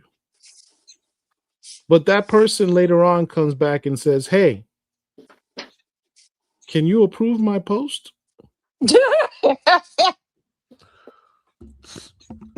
What do you think we should do? You know what's funny? It's do you this is what's amazing, and Rich said this on Sunday. Talk about it. Do you actually think that when you are slick dissing us on social media, we don't see it? We don't say anything because, quite frankly, we find a lot of this stuff kind of stupid, to be honest with you, and childish, and we don't really have the time or the emotional, desire to waste energy on foolishness. Because again, this stuff's kind of stupid. A lot of the stuff that you guys are doing are kind of stupid. I'm gonna be honest with you, kind of stupid, but we do see it. Don't try to hide you. Don't try to throw rocks and hide your hands. We see it. And then when you come back and say, hey, can you approve my post? Yeah, like what? The audacity and unmitigated gall. So it's not even. So I asked the community. What should we do? So I'll let you all write the policy. I'm gonna give up the CEO position Show on the this. receipts. Let's let the community decide what should BCL do. If you diss BCL, should BCL approve the post? I'll let y'all decide. Go ahead, talk amongst yourselves. You know what it is? Well, for me, it's not. So I want to make this very clear, right? We purposely didn't acknowledge anything because a lot of it didn't need to be acknowledged. And here's why I say that. There were people that reached out, and here's the thing. The way you do things publicly is how you do things all the time. Let me explain. There were full transparency. There were posts or people who reached. I don't want to say posts. There were individuals who reached out to us. Myself reached out to Paul directly and said, "You guys are doing A, B, C," and we said, "You know what? You are absolutely right." And internally, we took care of it, whatever it was. Whether we acknowledged it, whether we said, "So what? We're gonna keep on moving." So what? That's fine. But when you make a actual post, right? And I hate talking about it because it feels like chatty patties. But at times it's like, I think Rich said something the other day. And for Rich, this may have been his first time. But I don't want to say first time. This may have been his warning, but maybe for me and a few others, it's like Paul has literally been a great CEO because he's like, nope, no. And I said this and I was like, you do know you have two you have two missiles ready to go. He's like, nope. And we're not going. We're not, because I know everyone wants to see the crash out. But it's not clearing our chests. It's just clearing the air so there's transparency moving forward. So everyone understands where we are. Like I said, those that reached out to us individually and privately and said, hey, you guys, whatever, artists, writers, influencers, we respect that. Cool. But when you take a 10-second clip from a show that we had without any context, make a comment, right, and make the post on a social media platform because it's in your group, and we aren't oblivious to this either, that whatever we post, it goes out, obviously, because there's been stings that started from posts in our group. When you make a post that blatantly attacks, because that's the only way to say it, attacks the crew, that's one, and then you like and share and then, oh yes, two. That's not what we're talking about, because you can say what you want to say, but it's back then you didn't want me, now I'm hot, you all on me. Now all of a sudden you have a Kickstarter. Now all of a sudden you need assistance. Or the best part, because we are outside, New York Comic Con, MegaCon, Heroes Con, Terrific Con, Atlantic Con, we outside, we are tangible. Myself and Paul and Oracle were outside all up and down Orlando, moving and grooving. Yo, Chocolate, yo, Paul wears a big ass BCL hat, real BCL uniform. You can see us, we're outside. The energy is never the same. So why do this? And then at the end of the day, because no one's trying to talk all big gangster talk, no, because Rich said something that we're missing here. We all need each other. And I'll give you a secret. Remember that individual I spoke about earlier? And this is what really made me talk about it, because it hurt. And it didn't hurt because it was a BCL thing, but it was a black thing, and it made me feel disgusted. And I want to put the hat on, but I don't, because I think if I don't put the hat on, maybe you'll take what I'm saying a bit more serious and a bit with more gravitas. That same individual, who is a high-ranking official in DC and Marvel, said the Black Comic Lords 60th anniversary was fire. We could not do this. And I was like, yes. And I felt the swelling of pride in my chest. But at the same breath, he said, but also understand that the buffoonery that's happening right now on the internet between these groups is exactly why you guys will never move forward and never get the piece of pie that you're getting for. Because while you assholes, and this is me adding this to the equation, because while you assholes are fighting for a block that you don't own, the landlords are over there buying more land, and you sitting here fighting over what? Buffoonery. You over here causing discord and you're causing discord for what? So everyone is sitting there looking at, but yet we're not advancing nothing. We're not moving nothing. We're not moving this goalpost forward for nothing. How does that help us? How does that assist us in gaining any foothold, which is what we came in this comic book industry to do, to one, push the stories forward, to one, move our culture forward? How the hell does that help us? Enlighten me, teach me, give me the answer. I'll wait, because it doesn't. Because me sitting here, I want to blow up because it's disgusting. Why is it disgusting? Because then when you go into these rooms and you go into these meetings with individuals, right? And I'm sorry to say that, but yes, I'm gonna toot my horn, because while we're sitting here fighting on the internet, the shit happens in the rooms that y'all don't get to go in. When we go into these rooms to advocate for us, we look like a pieces of ish because we fighting each other over BS. And yes, we're not oblivious to it. Yeah, they fight each other too. But you know the difference between them? They will fight each other in private and make money with each other. Our dumbasses are fighting each other, splitting the pie, so you don't get $1, you don't get $1. And the worst thing about it, the absolute worst hypocritical asinine thing about it, we're accusing each other for the same shit that Marvel and DC do. But every Wednesday, we're in a goddamn LCS, buying the same books, buying it with impunity, literally pre-ordering it, buying covers, literally flipping them on Whatnot, buying them at the highest level, dropping money, when yet these entities have done documented worse things, but no one dares say a soul. But all of a sudden, a black man may support a different political goal, and it's a big deal. Shut the fuck up! How dare you? Damn. Get it. Message.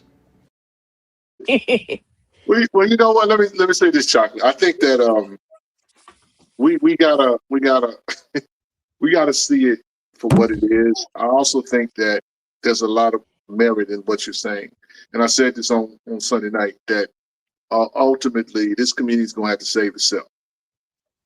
And the question is, do we as Black Comic Lords have a vested interest to try to save it when it really wants to be in the toilet, doesn't really want to get out of it? It wants to lean to certain ideologies. It wants to lean to certain things that don't really matter, because we're talking about art. I use this analogy when I talked about this not too long ago, when Lawrence Taylor was up for to go into the Hall of Fame.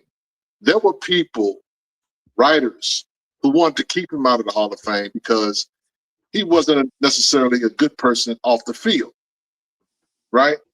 But the reason why he got in, the prevailing thought was you can't keep him out because of what he did on the field.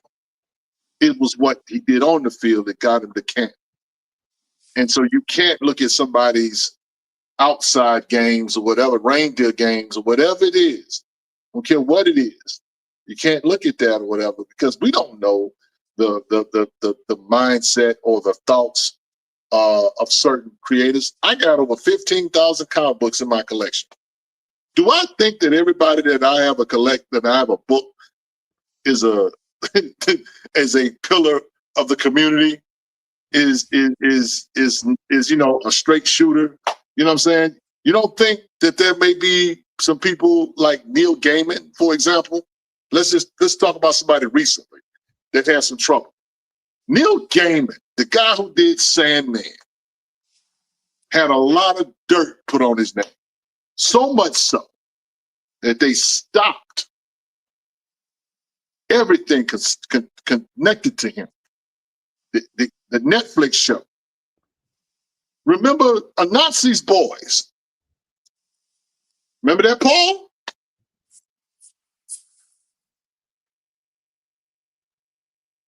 You muted.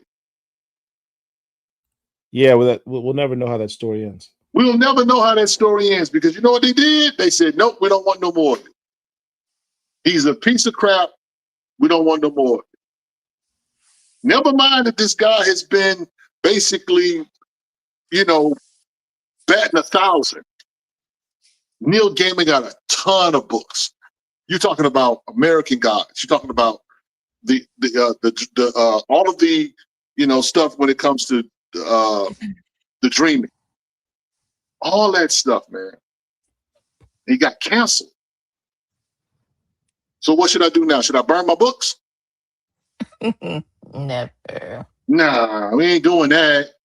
Nah. We don't like what he did, and I'm not going to try to draw complete analogies to. But what I'm getting people to see is that when you start factoring in certain things, it takes away from the art itself, which is what we're supposed to be here for.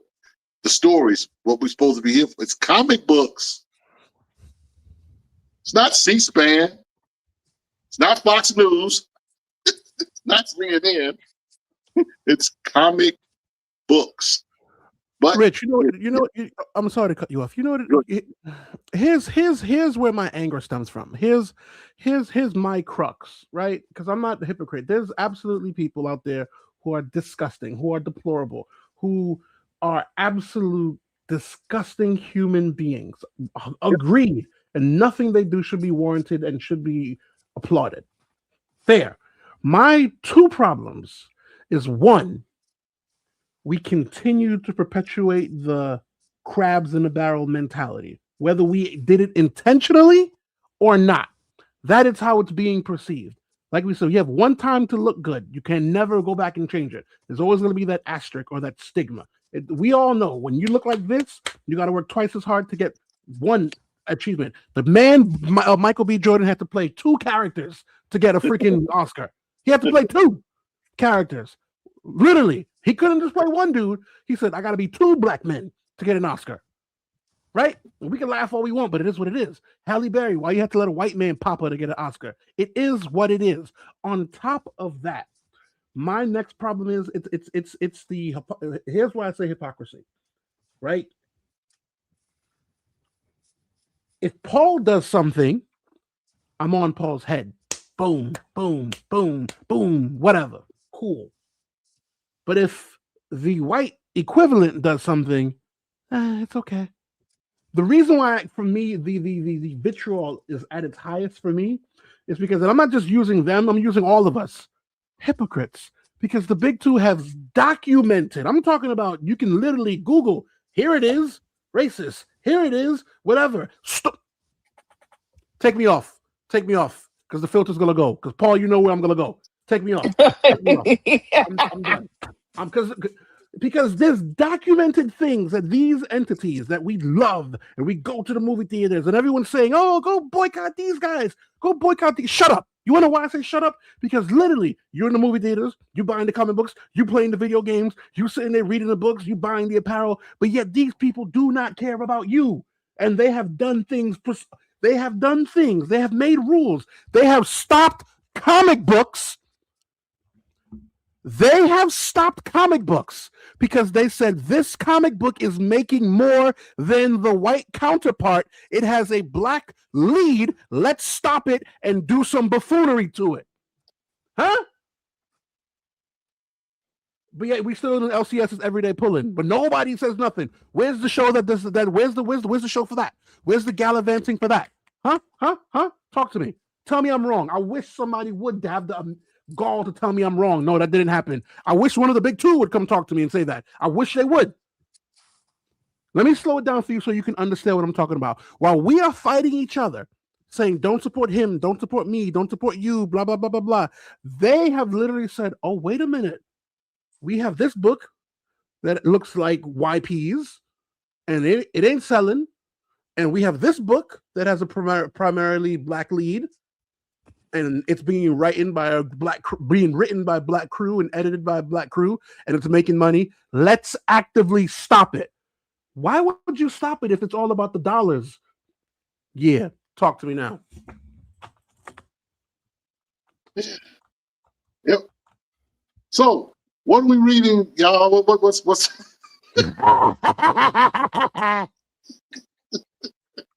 you know what it is, Rich. I'm gonna say, you know what it is, Rich. And I'm not downplaying anyone because some of these influencers are my newfound friends, right? So right. If they're involved, you involve. If you're not involved, you're not involved. So be it, right? Some of these writers are new friends. I'm not trying to knock or downplay everyone. You cover what you want to cover. You talk what you want to cover. The same way we spend what we want to spend. But here And I'm not, like I told Paul the other day, you rock with the big dogs. Yes, I literally made that analogy. When I joined the BCL, as much as I hate, and I know hate is a strong word, I hate this individual. I think he's a cupcake. I think he's soft as baby doo-doo. I think he is garbage. Who am I talking about? Kevin Durant. When I joined BCL, I absolutely joined the Golden State Warriors, me being Kevin Durant. And I am a LeBron James fan. So you already know why I hate Kevin Durant. That being said, I knew I joined the All-Star squad. And I'm not saying, yes, I'm LeBron, I'm Kevin Durant, because Oracle is a beast herself. Phil is obviously I joined them. They were the All-Star team. I say that to say here, over here, when we speak facts, yes, we're also getting information from data and this, but we are literally getting it from the horse's mouth. The exec that I'm talking about is one of the heavy-duty execs. I'm not going to say anything because I'm not stupid. But this is literally from the execs from Marvel, from DC. I know everybody is waiting this Saturday, when I have my whatnot signing with Joe Illidge and a couple of other milestone guests. Everybody is waiting to know what's going on with the static situation. I know about this thing months ago. I just didn't say nothing because I'm NDA locked. But we know what's going on. We not just chocolate, but us in the BCL, we are 100% tapped in. And I literally said, it's funny how God works. And I'm sorry to be long-winded, but literally today, Paul had called me. We spoke about this. I'm not trying to flex or be ego, but sometimes we got to stand in the light. And BCL and myself, we standing in the light. It is what it is. It's not facts. It's not ego or popping your collar if it's facts. Over here, when we talk ish, we are fully backed, verified, green lit, whatever you want to call it. Oracle, what's the thing you got? Pro, all of the above, all the check marks, all the Elon Musk you want to talk about, verified on top of verification. It is what it is. G14 classified is BCL, 100%. If you don't like it, so be it. It is what it is. If you don't like it, turn the station. Turn the station. I'm sorry. It is what it is. So when we say that, I'm not going to tell you the company, the big two actively stopped the comic book because it was moving and killing other books. And you want to know why it was killing it? Because you had white people reading it and enjoying it. And they were like, no, we have to stop it. Even though it was making them money. I need you to understand the level of hatred, the level of vitriol you have to say, I don't want to make money if it uplifts you. Do you understand the level that takes? Because we all know that these dudes have shareholders and stocks and boards and stuff that I can't even fathom, that where Phil and Oracle, this is what they talk about, because they big money talks. They literally said, I'm saying Phil, Paul, they literally said, I don't care if we lose 10, 15 million. If it uplifts this community, aka mine, I don't care. But no one said a word. Bullshit. Paul, I give you the floor. Okay. Oh. We're going to go to a slight pivot. Slight pivot. We had an akin topic that was listed in the title. How much money are creators making? There was an interesting post done by Carla Madrano, the creator of Luna over at Concrete Comics, about how much page rates are for creators. Angel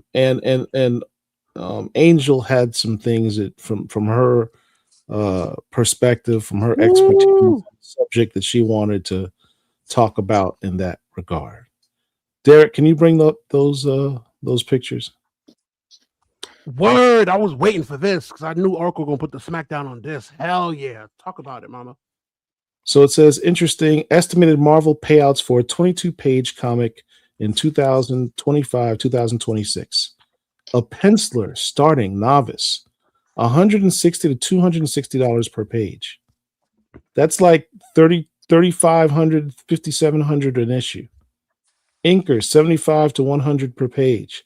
That's about $1,600 to $2,200 per issue. Colorist, $20 to $120 per page.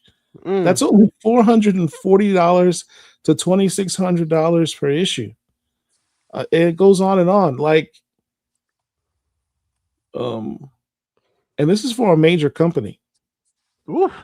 Well, this is Marvel payouts. Yeah, this is big dog. This is big dog. This is Marvel. Yeah. How does you as an artist make a living with this? You gotta like work on multiple books to eke out a living. But Angel, why don't you talk about this? So those prices are pretty modest.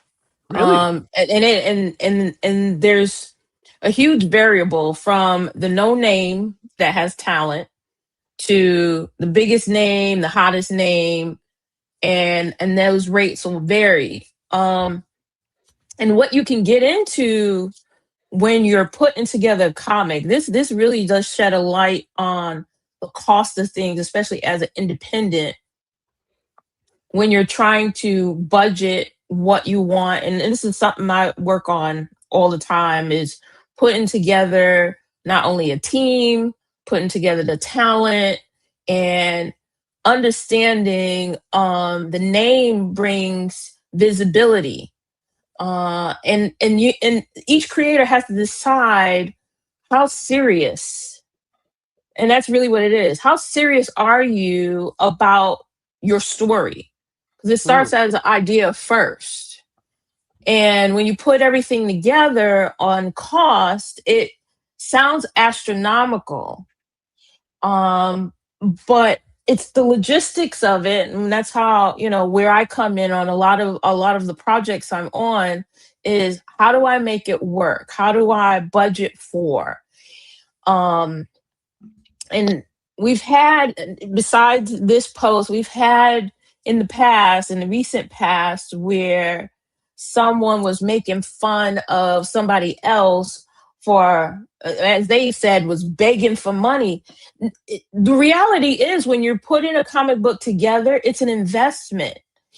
And having investment meetings is a normal course of business. I want to state that for everybody, for it to be clear. That is normal, to have investors, so you're not selling off the ownership of your IP.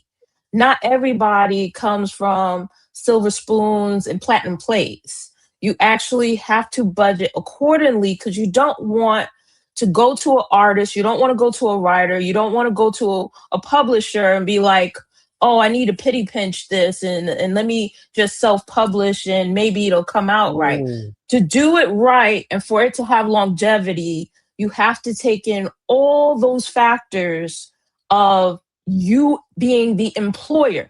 Because that's essentially, when you're the creator that has a story and you need the writer, you need the publisher, you need the inker, you need the letterer, you need the artist, you need the writer, you're the employer. And for the smart ones, they have investors. Hey, I'm going to take out, I need this $1,000, I need this $10,000. And this is what this looked like. And you will be executive producer in the credits and da-da-da-da. However that deal goes, that's normal. That's the right way to do it, so that the comic book isn't trash. Somebody is looking to budget and penny pinch. This is not your grocery list. This is something that you want to stand the test of time. A book is meant to last generations, not for the split moment just to say you put it out there. So there's a question here. Serious. Angel. Someone asked, artists need a union. Now, I know you have some experience with unions. Is that a viable option? It is a viable option. Actually, my company, my company is in the nest egg of exactly that. The Illustrated Guild. I am a third generation union. I'm an active union member of CWA, which is communications, includes telecom, newspapers, all of those things. And I retired from my corporate job last year to do exactly that, to create a guild. So it would require membership. Right now, I'm working on putting legal access for artists, writers, and the things. Well, writers have a writers guild, but artists, independent artists, do need a union type. And I do and will have that formulated for artists to collectively have a way to set a standard for the industry instead of just. Yeah. Oh, go ahead. So I have a question for you, Oracle. So I've been around the comic block for a minute, right? I've been rocking and rolling. Everyone knows my history. I've said it. And I've heard, so Paul said something, and I'm like, yo, what? I keep hearing it. I have an idea of what it is, but I would think I would ask Joe, but I've never asked. What is a page rate? Because I keep hearing people say, "Oh, I get paid this page rate." I'm like, what do you mean? Thanks, Jeff. What is that? So I've never. What is Okay. that? So, on the writer's side is but so many words can fit on a page, right? And it's per page, right? And then the same thing with artists, but so many panels can fit on a page, so it's per page. So when they say the page rate, so if you did a short comic book maybe like a ash can, a little ash can, 10 pages. So your page rate would say, well, I'm gonna be $100 per page, then that 10 pages is $1,000. So you make your arrangement and your contract for that page rate. Okay, let me ask you one more follow-up question. Does the page rate continue? Let's take someone like Scott Snyder, right? Absolute Batman is printing money right now. Does it continue, or does it duplicate? So let's say, they take me, Chocolate. I write a book. I get $1 a page, whatever. But now let's say they do second print, third print, retailer exclusive. Do I still get paid on those? No. I thought that's how it worked. No. Wait, so they don't? With the bigger companies, listen, this is where the starvation comes in at. There are no royalties. There's no ownership when you work with the bigger companies. So your page rate is for the initial work only. That's it. Nah, no way. Yeah. That's why they're starving artists. Wait, that's exactly why. I'm learning this in real time. So you're telling me, perfect example. I got second printing Dakota Incident. Yep, they don't get nothing. You're telling me my boys got, and Stephanie, they just got paid to do the work, but nothing off of the second printing? It's work for hire. Wow, so I did not know that. Depending on level of fame, if they have the money for a lawyer and a contract negotiator, there can be elements of royalties depending on first, second, third printing of a book. And sometimes a bonus would be just having a stack of the comic books. And then you got to go to shows and sell them. Comps? Yes. Comps as bonus, Oracle? Yes. Nah, no way. It's important you remember, though, that Angel speaking in sort of general terms, that's not to say that people don't emphasize. It's not to say that people don't have individual contracts with these companies. But you got to be probably the top dog, though. So that's not saying it's not impossible to get some residuals, but yeah. Well, so here's the harsh truth of it, and when someone had mentioned artists need a union, that's facts, because when someone is breaking into the industry, they get whatever comes to them and they're eating crow for it just to have their name in something, because they don't even go on the cover. Their name may be in the small credits or on the website only, and people don't even know that they were the inker or they were the actual artist for something. So they get a flat rate that buys out any ownership, any royalties, and you have to sign it because you want more work. Think about what Aletha Martinez said this weekend and the Black Panther 60th celebration about the amount of comics that she worked on early in her career that she got no credit for. Not even acknowledgement in the book. That's true. Tony mentioned, and he's saying, I'm pretty sure that if they create a character, yes. So this is a story.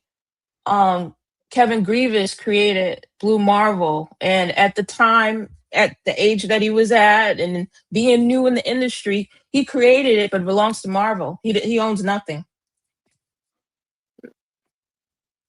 The most powerful Black character in the Marvel universe, and he doesn't get a piece of it. I've heard these horror stories. I will say, listen, there is a thing though. Liefeld, he talked about this. Liefeld created Deadpool. and he get nothing. Yes, that's correct. That's a fact. $1 billion IP by itself. Deadpool. He got a credit in the movie. Rich, hold on. It's funny you bring that up, Rich. He got a credit in the movie. He saw his name. Yeah, just feet. He got a free ticket to go see the movie. Who wants the credit? Send me a check.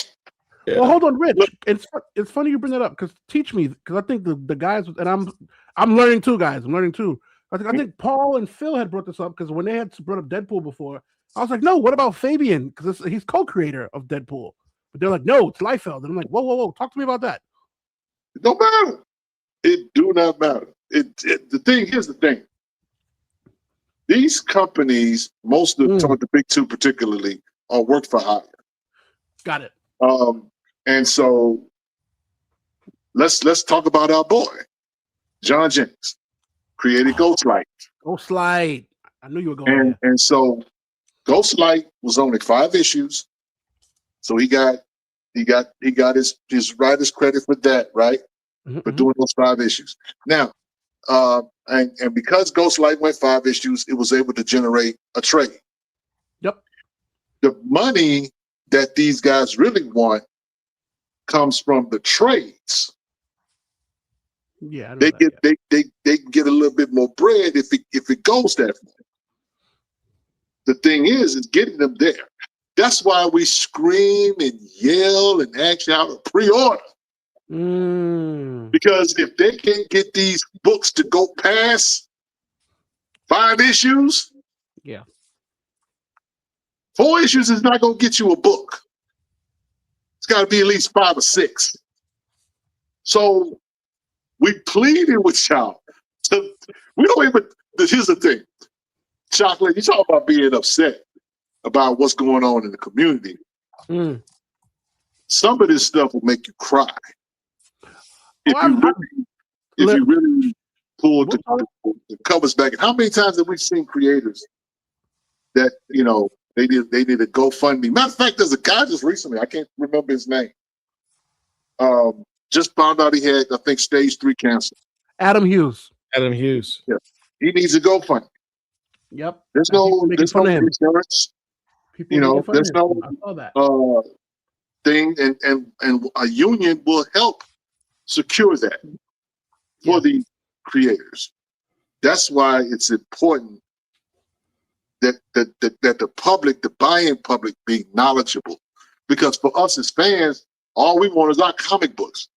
Yeah. We don't care that the guy that we've been roasting this dude.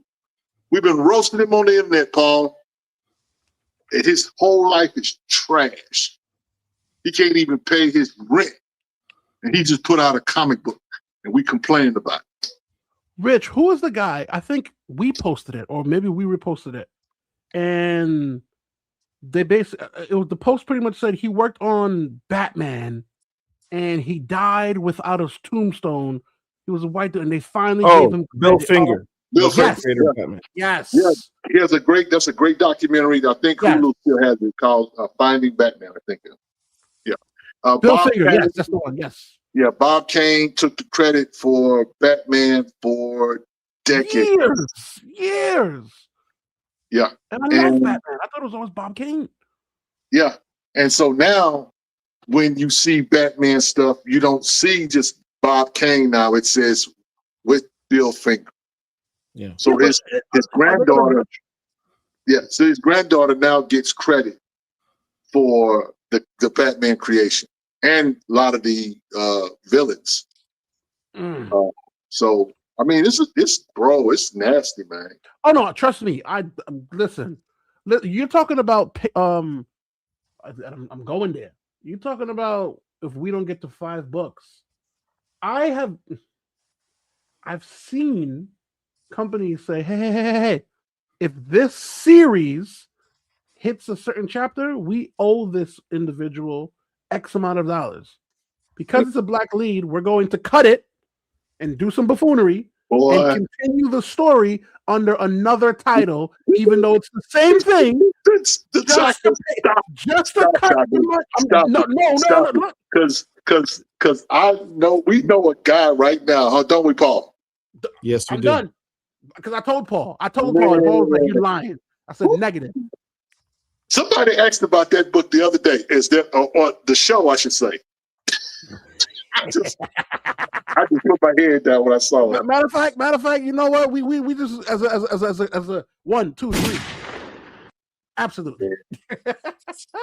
It's a cold world. That's all I'm gonna say. It's a cold world. Cold-blooded. Yeah. There's a second part to the messages that Carla dropped. Can we bring that up, Derek? Because the natural question when you see those rates, you're like, well, why would creators even work for Marvel? Perhaps that should be impetus for them to go work in the indie world where they can be more fairly compensated. And here's what she put. I posted to bring awareness to the state of the indies right now. Although I invested over $8,000 in my last comic without a Kickstarter to recoup some of it, I need to find more creatives who are willing to adjust their rates, especially in view of what the big two are doing. If they aren't paying what you require, why would I have it? I have found two looking for a lot more to get these stories told. So I guess, am I interpreting this right? That she's saying that creatives are asking for more than what the pittance that, Marvel and DC pay? Yeah, they are. Yeah, they are. Yeah. This is I can tell you for a fact, it's almost like a novice. And when I say when they doing the bargain shopping, like they're going grocery shopping, that's what they're doing. They don't understand the complexity and the starvation. They see the names on hundreds of books and just assume, oh well, you got the money, so you can help a sister out, help a brother out. And it's like, no.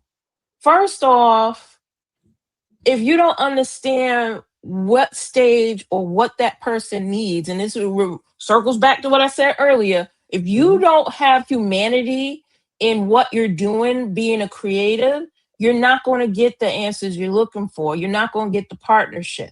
You're not going to get the welcome and answer. It's always going to be the flat rate. This is what Marvel's charging me. This is what DC's charging me. And I might have something in my schedule 6 months from now. You will always get that flat answer because there are things each individual person may concede on depending on what that creator is willing to do. And a lot of creators are selfish. I'll put it flat like that. It sounds to me like one of the things is, we've had a lot of creators come on here and say, here's what you do when people criticize, why are you going to go work for the big two when you can just work in the indie world? And we've had creators who've talked about that, and they said, look, the thing is, we had Dennis Cowan even mention this specifically.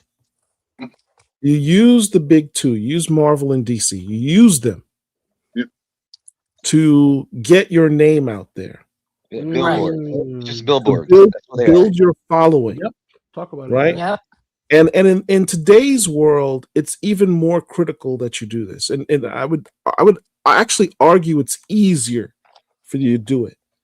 When you see these creators going out and doing interviews on the internet with podcasters or having their own social media profiles and making sure that they're posting up, here's a book I've got, here's a book I've written, here's some art that I've done on this particular book, take a look at my art, what do you think?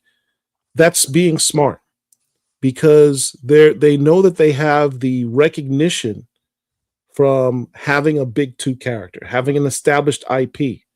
People will stop as they're scrolling on their phones, and if they see an image of Spider-Man or Wonder Woman or Batman, they're going to stop and look at the image because that's something they recognize. And then they see, oh, well, XYZ person said that they wrote a story in this book. XYZ person did this dope picture that I'm looking at right now. And you're going to have that name recognition when the book comes out and you're like, oh, this person's really good. I need to remember this person's name and follow their next project. And I'm going to, you know what? And I'm going to take it a step further. I'm going to follow this person. I'm going to like and follow this person. I'm going to subscribe to their channel and make sure I see other stuff that this person comes out with in the future. And that way, when Marvel or DC cancels your book after 5 issues, you at least during the time that you were, at least during the time that you were working on the book for those 5 months, and you were putting your name out there and getting your followers. When they cancel your book, when you go do your own independent work, guess what? You can just collected a whole bunch of followers so that you can go advertise to and say, well, I appreciate the fact that you like me working on the Ghost Rider book, but now I've got my own character, my own IP that I'm coming out with. Please support that. Where I can actually get. Let me say this. Spider-Man. There's a good book, a good comic book called Public Domain by Chip Zdarsky. And it's a book about a creator who created this character that gets to the big screen. And so he's in the theater watching this blockbuster movie. He's not getting a dime for it. He's just there kind of like geeking out that his stuff is on the big screen. His sons are upset, of course, in this story because he's not getting a dime.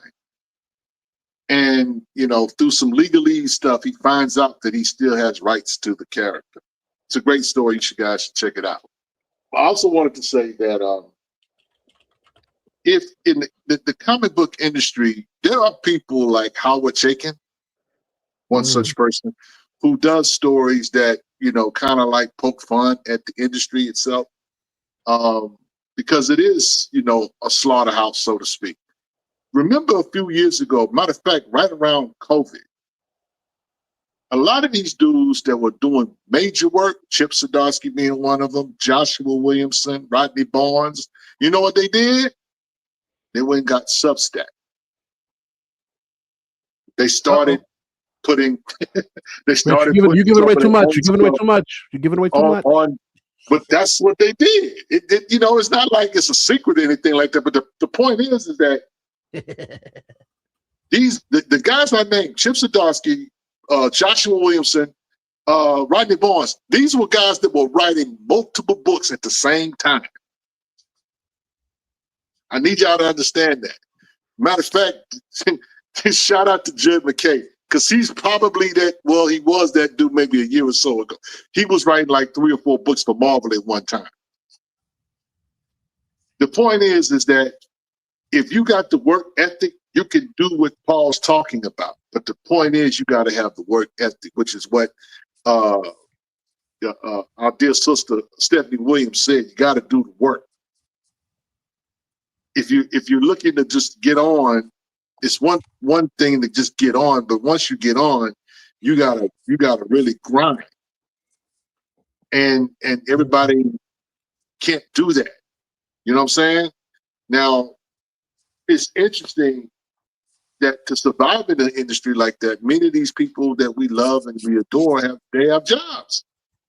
Eve Ewing is a professor at a college. John Jennings is a professor at a college. Torrin Clark is a professor. Professor Torrin Clark is a professor. Martinez, Sanford Green is a professor in college. They got jobs. They can't just do this. Yeah. It would be great, but it's not enough money. And again, it goes back to we always say, you got to buy the books. And here's the other important part is, look, if you can't be a creator. You could be a creator with all the talent in the world, the dopest writer, the dopest artist. But if you want to be successful, you need to have some hustle in you. You've got to have some business sense. And you need to market yourself. If you're not putting in as much hustle to hype yourself as a Sebastian Jones, oh man, or Derek Lonzo, star of Concrete, or Malcolm McFadden, the 615, or the brother over at Impound Comics.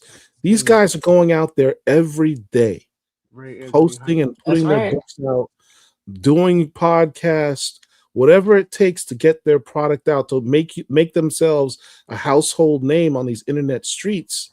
If you don't have that type of hustle, if you're not doing even half of what those brothers are doing, I don't want to hear you complain about what this person has in their pockets.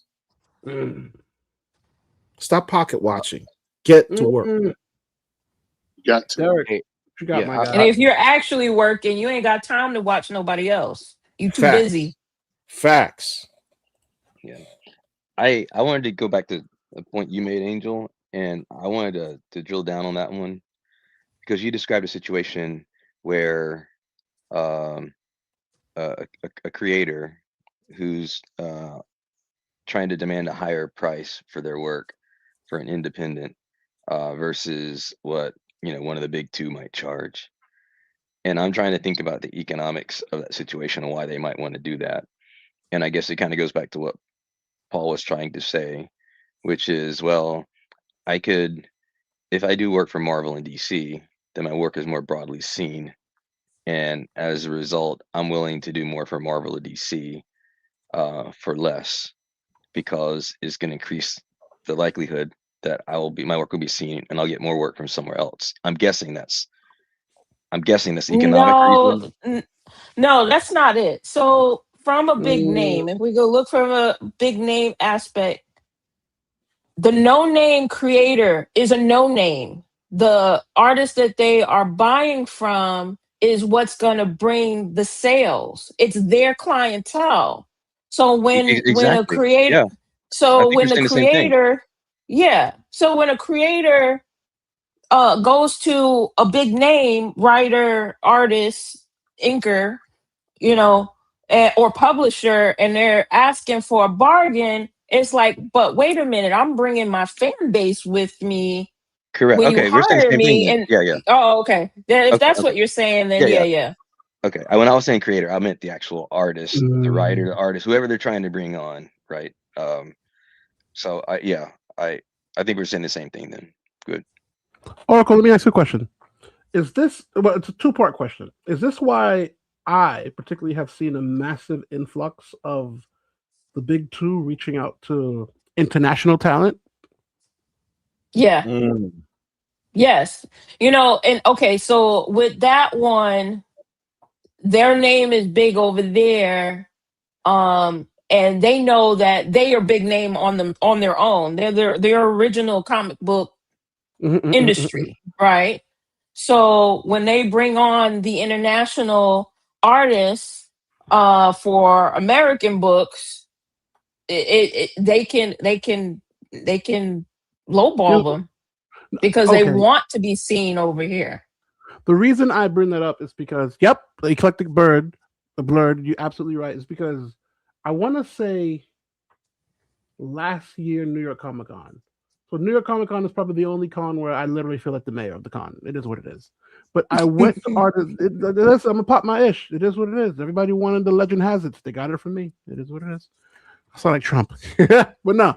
The reason I said that because I said I sound like him. I did that. Nobody else did it. What the hell just happened? I love it. But the reason somebody's gonna clip that and we're gonna be in trouble tomorrow. Listen, I don't care. I'll put the hat on because I haven't activated yet. I ain't put the hat on. But the reason why I said it is because I remember the New York Comic Con a couple years ago, or was it last year? And I'm looking at Artist Alley, and listen, I love all of them, but I'm like, yo, there's a lot of individuals here that are not stateside. And what I mean by that, and like, and some of them. So you're absolutely right. Like Gabriel Delato, right? Marco Cicchetto, respectfully, Carla Cohen, Lucio Perillo. Those are like the dudes. But I'm seeing a lot of names with a lot of work, and I'm like, respectfully, who are you? I'm not saying in a rude way, but I'm like, Dennis, call me biased. I'm like, yo, Dennis can outwork you. Brian Stillfreeze looks like, but why are these? And I'm not saying why because I'm not trying to pocket watch, but I'm like, there's a lot of international cover artists here that right, but it's the same as in the actor, but the same how they do actors. They have an American role, but they get somebody from over in Europe to fulfill it, and they're all trained to sound American.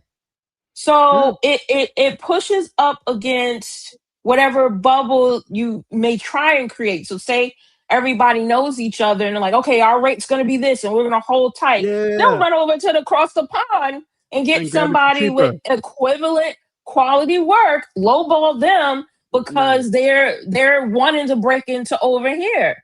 So there's all these mechanisms to starve out people. It's absolutely predatory. The whole thing. Listen, we are living in in perilous times. Companies, and this is just overall, companies are in survival mode. And a company like Marvel, who just laid off, I think, 1,000 people. About to talk about that. You know, these things are happening in real time. So companies are looking to cut, costs wherever they can. And so, hey, it is what it is. A lot of the work went overseas in the 90s and in the 80s or whatever. We used to have big, huge call centers here. Now all the call centers are in India. Yeah. Capitalism is capitalism. The emphasis on the word capitalize. So if they can go overseas and get somebody, is a cheaper, Dennis Cowan or a cheaper Sanford Green or whomever, they would do it because for them it makes sense. And here's the thing about that. I was thinking about Cody Ziegler for a moment. Does anybody remember Cody Ziegler's first comic book? I'm not gonna lie to you. I only knew him in Marvel Morales. Once he hit Miles Morales, I knew him. Might have been a Marvel Voices. His first book, okay. Cody Ziegler was on a Marvel Voices?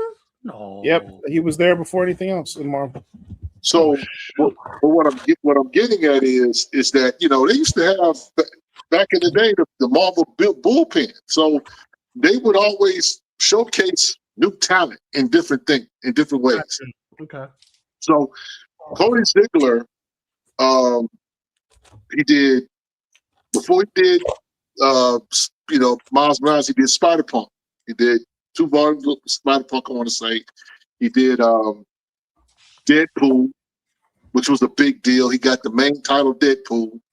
He was writing Deadpool and Miles Morales at the same time. And I think he went 42 issues with Miles Morales. Yep. So this is the guy that we saw come from humble beginnings to like the top book. Right? So it's possible, but for every Cody Ziegler, there's a dozen of writers and artists we'll never see again. And again, it's whoever can bubble to the top or whatever. Sanford Green, I honestly believe that Sanford Green's art style is what separates him from everybody else. Facts. And it's just not even close. And so when you have that kind of talent, Sanford can do kind of what he wants. And that's where everybody as an artist want to be. But everybody else got to grind. I don't believe that you can just tell Sanford, get up, Sanford, you need to do this here. No, Sanford get up when he wants to. But he put in a lot of work. To get to that point. And so Dennis Cowan, I think people are just not, I ain't gonna say everybody, but this generation is just really discovering Dennis Cowan. Dennis Cowan been the guy. Yeah.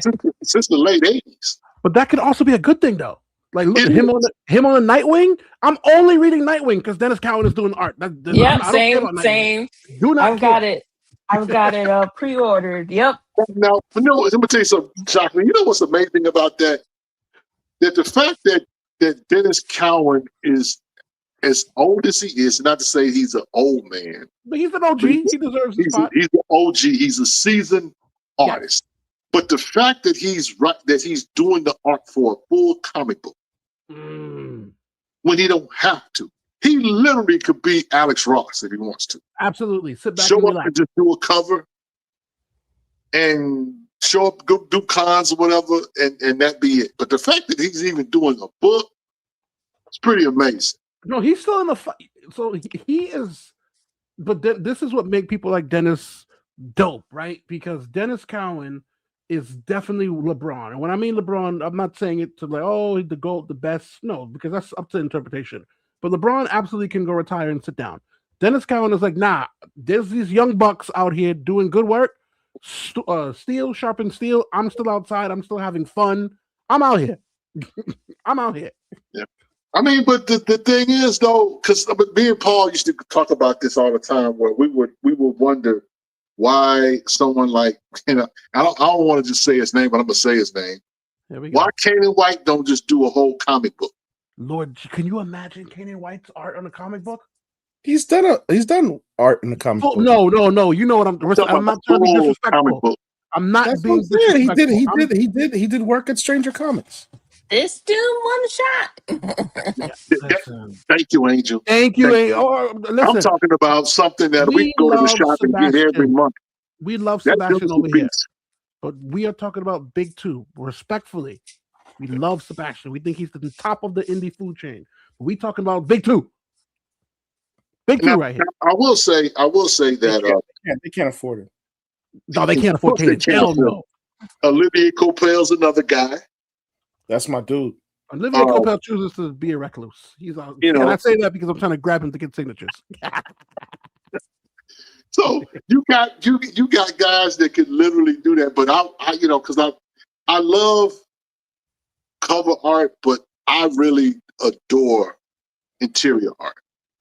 I just hate to get a dope cover and the interior art is trash. Do you know the worst thing? So there was a book, I'm going to call it out because this book hurt my soul. And I remember Hank from Bulletproof, shout out to BP Bulletproof Comic, told me not to buy the book because I'm going to get disappointed. Not to buy it. The book was Battle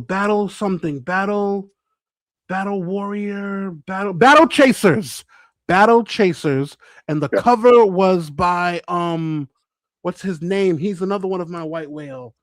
God darn it, Lord. Madeira, Mad Art, Madeira. What is his name? Joe Madura. The cover looks Joe Madura. They call it. He goes by Mad Art. He did a Yes, thank you, Artrell. Yes, Battle Chaser, Joe Madura. The cover. I literally said, "Oh my god!" And I did the worst thing that a comic book purchaser should not do. I bought the book. I didn't open it in the comic book shop. I said, "I want to read this." So, guys, y'all know I have a session called Toilet Reads. It is what it is. That's why I buy multiple comic books. Nothing wrong with cover buys. There's nothing wrong with cover buys. I'm just saying. It is what it is. I bought the book. I sat down. My wife said, "You going to your throne?" I said, "Whatever." I got the book. I looked at the art. I opened the page. It was like two separate books. I said, "What?" It's like when you meet a girl and she looks great. She takes the makeup off and you just like, "What?" I felt so hurt. I would get that's the exact face that I made. Like, hurt my heart. I didn't want to read the book. I don't care if the story was dope, but and it was a cover A. It wasn't like a variant. It was cover A, but the interior was so far from. I was done. I said, I'm done. Yep. Oh, eclectic. See, I wish you had told me that. Joe Mad does the covers still, but he passed the art chore to a new artist. Yeah, I wish you told me guys, that. Guess what? Hurt. I got new comics. Oh, speaking of what you got over here? You know what? You go first. I see Rich already started. Looking at some stuff, man. Yeah, looking at. I can start with some pickups that I picked up only because, and this is the cool thing about BCL, particularly the Facebook page. Shout out to us reaching 100,000 followers. Thank you all. Followers on BCL Facebook. I'm not gonna lie to you, Paul. For the rest of the year, we need to have all of our shows BCL 100,000 followers. Like, we gotta have something, 100,000 K, something. We gotta, for the rest of the year, it needs to be somewhere on our Instagram. 100K, baby. That's a big boy deal. That's a big deal. You're absolutely right. Like, we gotta do something. Work on that. Yeah. So in the spaces, you learn stuff all the time. All right. If you have not visited or joined our Facebook page, you're missing out. Big time. Because if you really want to have interaction with a community of people that are like you watching the show, check out our Facebook page. I know Facebook's kind of antiquated in terms of social media.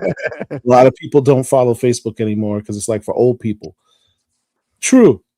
But still, that particular Facebook page is very, very lively. You interact with other fans, even creators are there, and you learn stuff. I learn stuff all the time on my own page. It's crazy. But it also inspires you, because sometimes you see stuff, it's like, man, I really need to get that. I don't have that in my collection. I'm pissed I don't have that. And I've had a couple books that I have not had. Oracle, it's not even your go and you flex. I should have had this in my collection a long time ago, but I did not. What you got? Ebony Warrior #1, this limited. Oh, yeah. Come on now. Full screen that. Come on now. Everybody with a decent collection's got one of these. For some reason, I never had this cover. I got a couple. That's the OG. That's the original. Right. I have the other one. Where did you find that, Paul? I've got a few copies of the other one, but I never had the original. So I finally have that. Another one that I've been chasing for a few years, and I finally popped up at a price that wasn't skyrocket. Make me not have to eat some lunches for a week. Big boy, you got a big boy. What you got? Captain Africa. Captain Africa. Oh, you went shopping. So I got me a Captain Africa. Oh, you went shopping. Shout out to the 90s black comics renaissance. These are two books that went shopping out here, baby. Part of that black indie renaissance that we had. Now, let's see. I know what this one is. I know what this one is. I have no idea what this is. So let's go to the one that I have no idea what this is. Paul went shopping out here, baby. Do not bend. What you got? Yeah, this is I'm already a little skeptical because I don't like these. I like Gemini. Yeah, actual Gemini. Right. Yeah. Like don't skip on the mailer and damage the book that I just paid for. Gemini mailers are not that expensive, y'all. I'm not gonna front. If they're good, I reuse them. Yeah, that's what you're supposed to do. Yeah. I gotta get you shipping comics. You always keep the Gemini mailers that you, especially if it's a good one. Yeah, Yeah, I gotta get me some battle chasers, guys. I'm gonna go eBay and go find some. Trying to see what this is. Also, while you guys are there, another book that you guys should be on the lookout for. I'm a big fan of this. I've been reading it since a kid. Animorph, your boy, freaking Ryan Coogler is bringing it back. Oh yeah. We'll talk about that a little later. Almost there. Oh, what you got, Paul? Ebony Warrior #2. Oh nah, you out here shopping, my guy. What the heck? Ebony Warrior #2, and this is a really clean copy too. You got to get those. Is anyone alive from the book? This is probably a 9.0. Yeah, you got to get that slab, or at least put it in like a top loader or something. Yeah, that's a nice one. All right. So shout out to whoever sent that to me. What else I got? Dude is out here shopping. Oh, okay. Now to some names that you guys do know. Yeah, eclectic. Yes, and I'm more taking it back. You have to be really reading them at that Scholastic book fair. we support a lot of black indies, and it's important that you guys know them. When we say we support black, I know what you got because I got mine. I know what you got. Mine came in this week. Oh man! Let me see if it's what I think it is. Is it what I think it is? My corners are all bent up. No. Oh no. Oh. Call TJ. Well, no, is what I think it is? Is what I think it is? My corners are bent up, man. No. Corners of what? I don't want to show it now. Oh, come on. Tell the story. Open the can of worms, please. So I got my books from Concrete Comics. Oh no, that's not what I thought it was. These are the that's a dope homage. What is that? These are the Black History variants. Oh. Tough. One of the it says whites only. Mm-hmm. Fountain, the famous picture. Yep. Here's Deja Vu. Malcolm X, Fire. Malcolm X homage. Jackie Joyner Kersey. Oh shoot, that's actually a dope one. Shout out to Najee Rose, rest in peace. Medina. She did, oh yeah, that was her. Oh yeah. Oh wow. Uh-oh. This is the Watchmen Chadwick Boseman homage. That's dope. That should have been virgin or foil. That's my corner, as you can see, is you could press it. No bueno. It's not back. Oh, you got. I don't want to say. I gotta keep the same energy. I gotta keep the same energy. Concrete. You gotta bag and board these books when you're shipping them. You gotta bag it. You gotta bag it. Respectfully, I gotta keep the same energy. If it was anybody else, I'll be flaming them. This one is the Absolver. That's tough. Oh, that's a nice cover. Especially because he looked like he could break the chains in any second. That's tough. Come on. There are plenty of Black History Month variants that the big two do. But what happens when you actually put Black history in the variant? That's what you're supposed to do. There's only two Black History That's Month what you're supposed to do. do. Oh man, I love this one. That's disgustingly gorgeous. That is fire. Muhammad Ali. Yes. Muhammad Ali with Solar. That is fire. Oh, I saw that one. Solar #1. No, that's tough. That's dope. And then I've got threw in some extra. Here's some Acolyte number 1. Number 1 or 3? This is number 2. Oh, two. This is Kandaki #1. I think I already have this. Probably extra copy. And Primate #1. Ooh. This one's all bent up too. See that? Oh no, that's damn. See, no, that would make me angry. Guys, wouldn't like me when I'm angry. We're saying this with love because I love concrete, and I gotta be the one to keep the same energy. But as a whatnot seller, I've had people who said chocolate is. You gotta bag and board the books. All the books are damaged. Yeah. Nah, you gotta come on. Nah, I need my money back. Nope. That's unacceptable, and I gotta keep the same energy. And I hate that it's concrete, but that's I would be asking for a refund. Let me say this. Let me say this. To be fair, there's no. I got a concrete comics couple books that came in, and mine wasn't bent up. You got to bag and board these babies. No. They came in bags. Mine was just put in a. As you saw me do it live. No. You got to put at least bag and board. And then maybe it's a quality control. It wasn't a mistake. Mine came in good condition. I can't complain. Because concrete, they normally have good stuff. So I don't want this to be an indictment on them. You sure you didn't get yours? You didn't get yours in the Gemini? You saw me do it live. No, it can't. Yeah. No. There were more books than what the Gemini could hold, and it bent the corner. It was put in like this. There was no plastic bag or no bag and board, no plastic. So it consequently got bent up. And like I said, it was a mistake.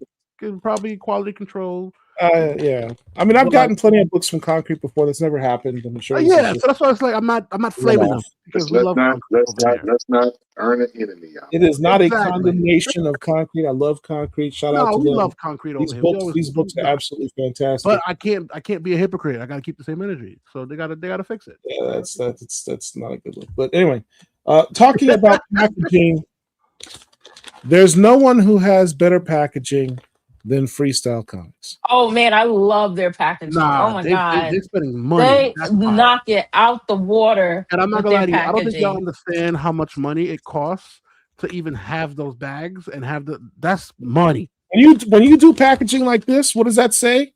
It says but it's not just that. When the brand is on the outside of the package, everybody that's handling that package now is aware of that brand. So if you're going to spend money on advertising anyway, that's what that does. There you go. Come on now, Oracle. Listen, they got to pay you for these gems. Stop giving away. I remember when I interviewed Michael Watson, I actually asked him to send me one of these bags, and I made it into a poster. I framed it and put it up on the wall. Tough. Yeah, those are nice. I have mine in a bag and board actually. So basically I need to get my sexual chocolate bag and board. I got you. Your go-to comic book printer. These are print-on-demand comics. So for all of you creators out there who are struggling with distribution, publishing, what have you, that is an option. It may not be the best option. Self-publishing. Yeah. Yes, self-publishing. You can have it printed on demand. I got you. Cut your costs down. I mean, to me, that is the option, because unless you're just thinking about collectors, other than that, print on demand works. You don't have to keep a bunch of inventory. You just send out a request and you get your books. So I got all the sets. This is volume 1, Hot Shot. Ooh. Got volume 2 of Hot Shot. Volume 3 of Hot Shot. It's signed. Whoa, is that signed? It is. Good eye. I mean, that's what I do. Signed there in the corner. Yeah, they're all signed. And they put in a Mylar too, so that's fire. Yeah. Mylar. And then I got number 0 or 13. Mm-hmm. 0, 13, I don't know. Tough. Is that a Dark Knight homage? Is that a Dark Knight homage? Check out the goodies. I love extra goodies. Yep. I got bookmark stickers. That's everything. Stickers. It's got a keychain.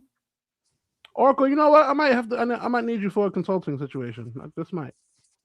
These are metal. These are metal bookmarks. Bookmarks. Oh, see, that's nice. Nah, that's really nice. They out there. Listen, they out there making money. My daughter loves bookmarks. She's a book person, so I might give her one of these. That's dope. Shout out to Concrete. So shout out to Freestyle Comics. Freestyle Comics. Yeah, their stuff is nice. All right, final package. What the heck is that? Final package. You opening these Geminis with aggression? You sure you ain't been in these books? Don't do that. Don't do that. This man opening this box with aggression. Oh snap! Let me see if you got. I thought you got the same book I got from the Kickstarter. You mean this one? Yes. Oh yes. Oh yeah, I got mine today too. I got to do a shout out to TJ Sterling, Ray Comics, Musa, Line of Molly. If you have not read this book, if you have not gotten this book, you're missing out. Fantastic book. You can check out our interview of them to see what this is the variant cover done by Caron Grant, who's a Jamaican artist, one of my brethren. Had to get this of him. And oh man, you know what I love about this? Angel, did you feel the cover? Yes, I know. It's nice. Like petting royalty. It's just it feels nice. The material. It's like, what is that velvet? That's beautiful. Velvet. It feels and the quality. And then don't forget, it's really nice book. Don't forget, not only is TJ doing that, TJ did something that a lot of indie people would indie publishers or indie creators love. TJ got his books in Midtown Comics right now. Yeah. That is a monster move. So regular comic book connoisseurs can walk in and see his book on the shelf right next to all the other comic books, like it's just sitting there. That is a big deal. So just so y'all know, big deal. TJ will be here next. Is it next Friday? I think it's let me take a look. What's today's date? Today's the 22nd. Today's the 22nd. Next Friday is May 1st. May the 1st. He will be here. Give me a second. I apologize. Are you good? You absolutely good. Yes. May 1st. He'll be here May 1st. Okay. I have a question. So, next Friday. I have one quick Are you question. double booking yourself? I was just about to say that. I'm triple booking myself, apparently. Triple? Because I'm like, oh, when's the next Stormwatch? The next Stormwatch is next month. Oh, Maria Iodelli unfortunately suffered the no. loss of a Loved one. Yeah. Yeah, that was bad. So he needed to take some time. Respectfully, let him recuperate and get back at it. We love that guy. Yeah. Don't forget about Nigel then. Keep him in the prayers. When is that was my question for you. When is Nigel? Isn't he on the 20th? You said the 24th, but you wanted to reschedule, so you gotta tell me what because I have to go to New York. Yep. I'm going to New York. Paul about to be outside. Hold on, Paul. So now you got me excited. I want to show my goodies. Unless you're done. I have one more box. Oh, crack it open, my boy. What you got? Last box. What you got? Come on now. I'm opening this in real time with y'all. I literally have no idea what this is. I'm not gonna lie to you. I got 2 boxes from TJ. What's the second one? Did I go all out? No need. That sounds like me. Hold on. Let me. Oh man, this is like some people use some really strong aggressive tape. Man.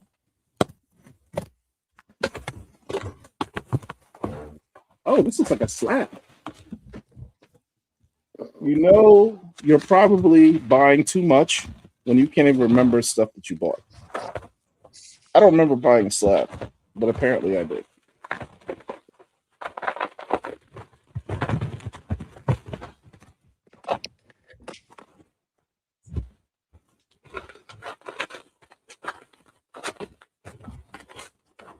The anticipation is building. Slab. Some type of slab. But I remember buying a slab.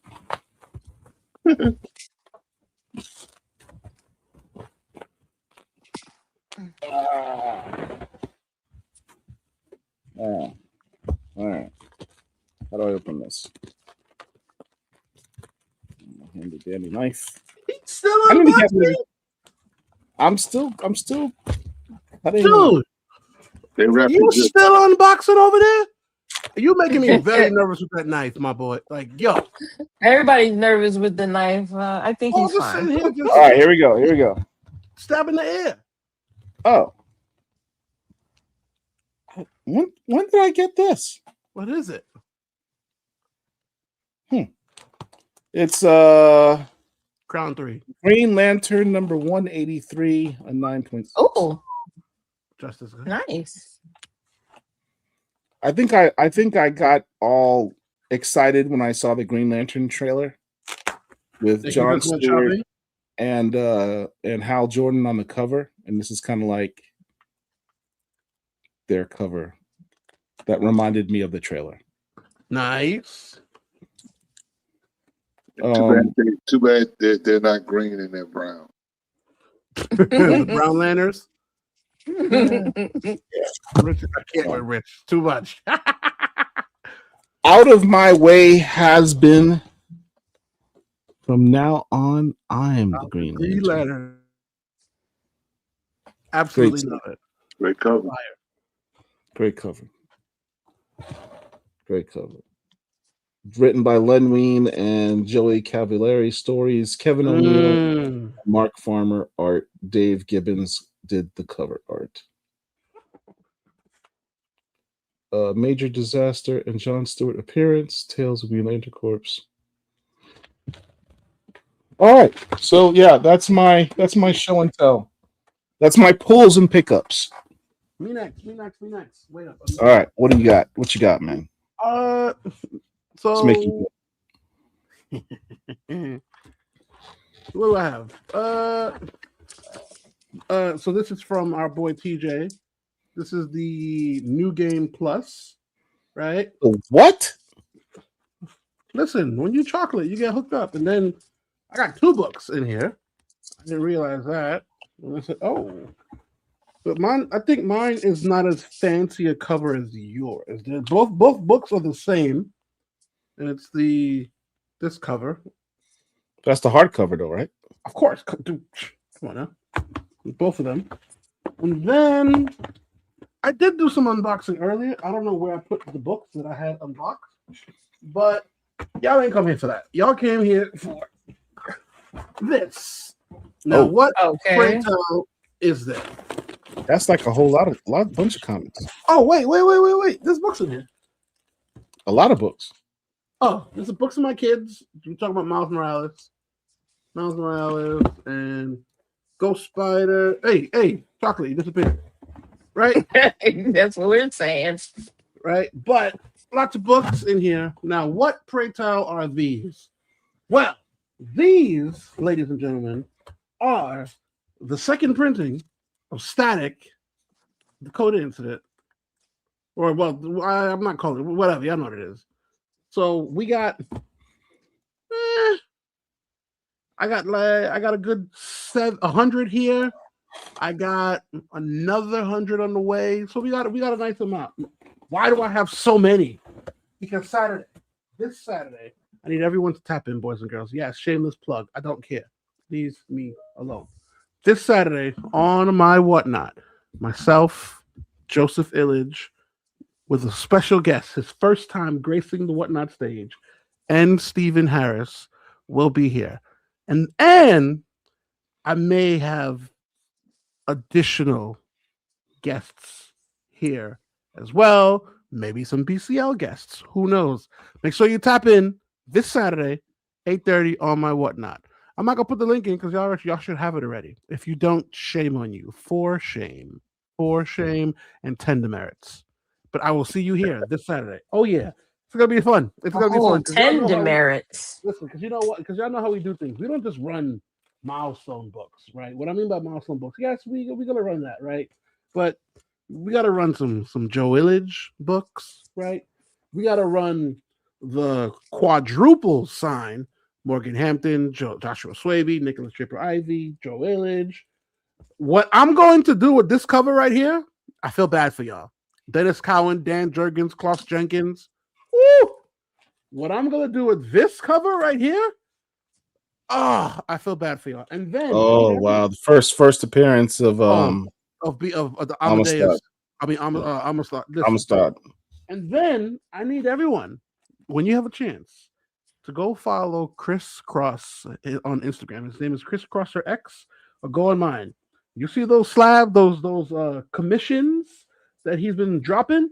Every single one of them came from my Whatnot. And if I tell you how much we were charging, you're going to kill yourself, because yesterday's price is not today's price. Oh, man. And yes, we got slabbies, goodies.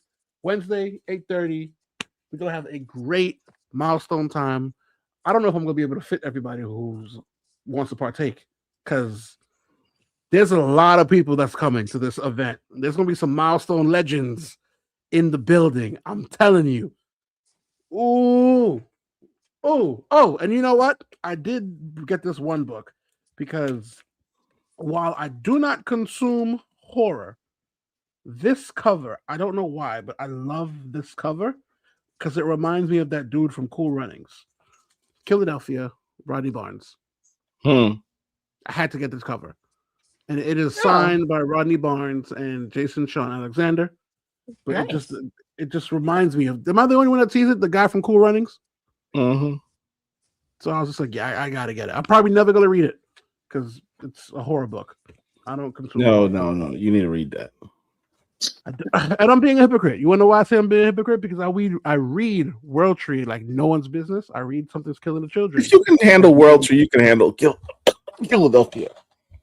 And I read Walking Dead. Oh, come on. Then you definitely can handle that. I know, I'm being a bitch. Oracle, Rich, on you. What y'all got? I ain't got nothing. I ain't got nothing. Well, we were talking about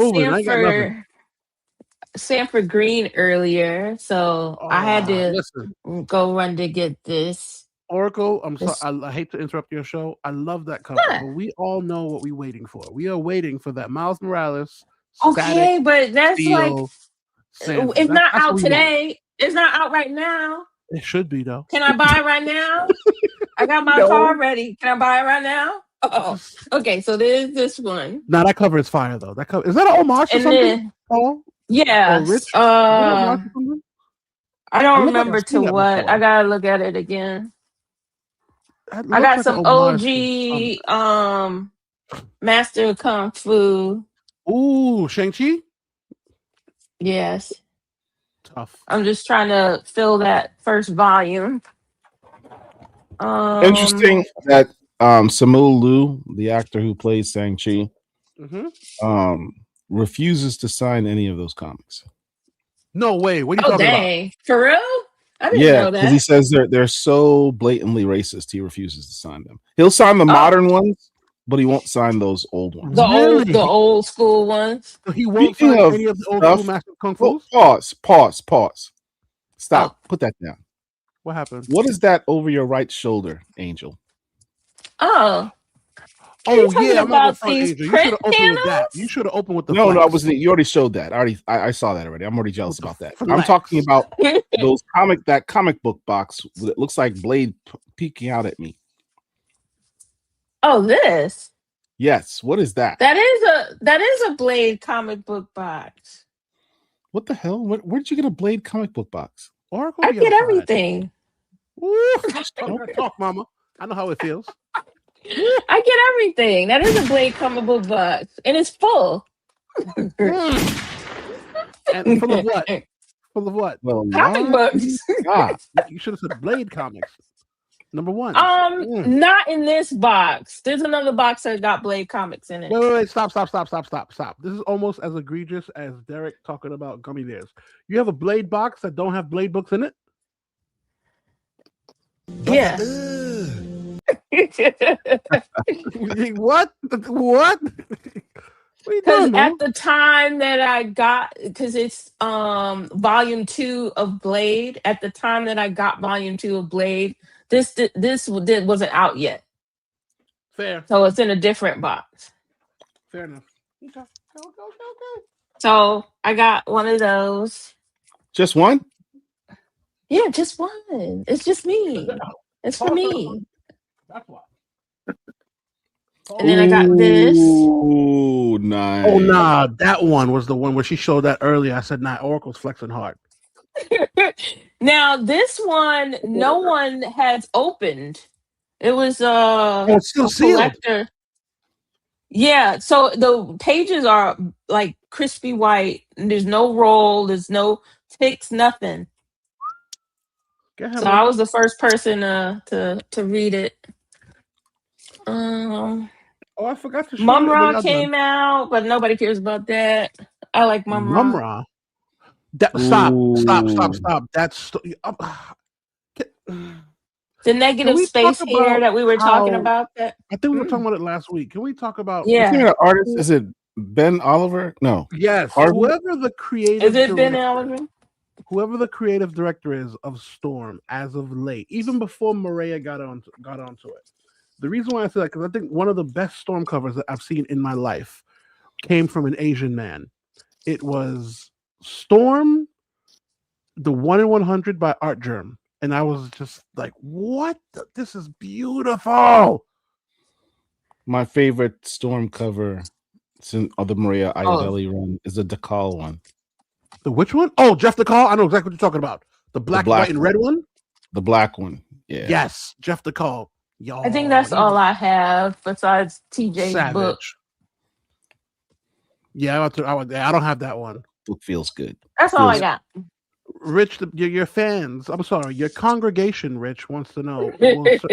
Everybody go ahead and tuck in their chains right now. Well, are we going to have service on Sunday? That's what they want to know, Rich. Well, I mean, I plan to. I'm not sure what we're going to talk about, but yeah. You'll find something. There's always a message. I got this here. Funny thing is, sometimes I see stuff and Herschel will recommend stuff or he'll say snag something. And so I snagged this. Mind you, he said, I don't have nothing. But he said, I don't have nothing. Journey into What is Fantasy. Journey that? into Fantasy. The creator is Kevin Atkinson. But yeah, Oh, This is the same man that said I don't have nothing. Is He that comes the out first with 10. issue? he always has something. Yeah. They don't believe him. the Soul Agents. I got that recently, and then I got. I did pick this up. I had never had this in my collection at all, and it's one of them things that should have been in my collection, but for whatever reason I didn't have it. And part of it is because I am a milestone purist. So when I initially saw this, I didn't like it because it said Static Shock. I got this. Oh, Ooh, Rebirth that's of nice. Cool, Rebirth #1. of Cool is Number one. off. You know Shout what's out funny? to John Paul Leon.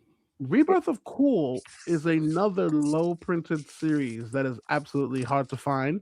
Yes, I don't want to it say is. hard You to can find. find it. But- You're just gonna pay some money for it. Difficult to That find, part. and especially now that let's talk about. I alluded to it earlier. Static is in development and all that. Like I told everybody on my whatnot, there's 3 lanes to this movie game.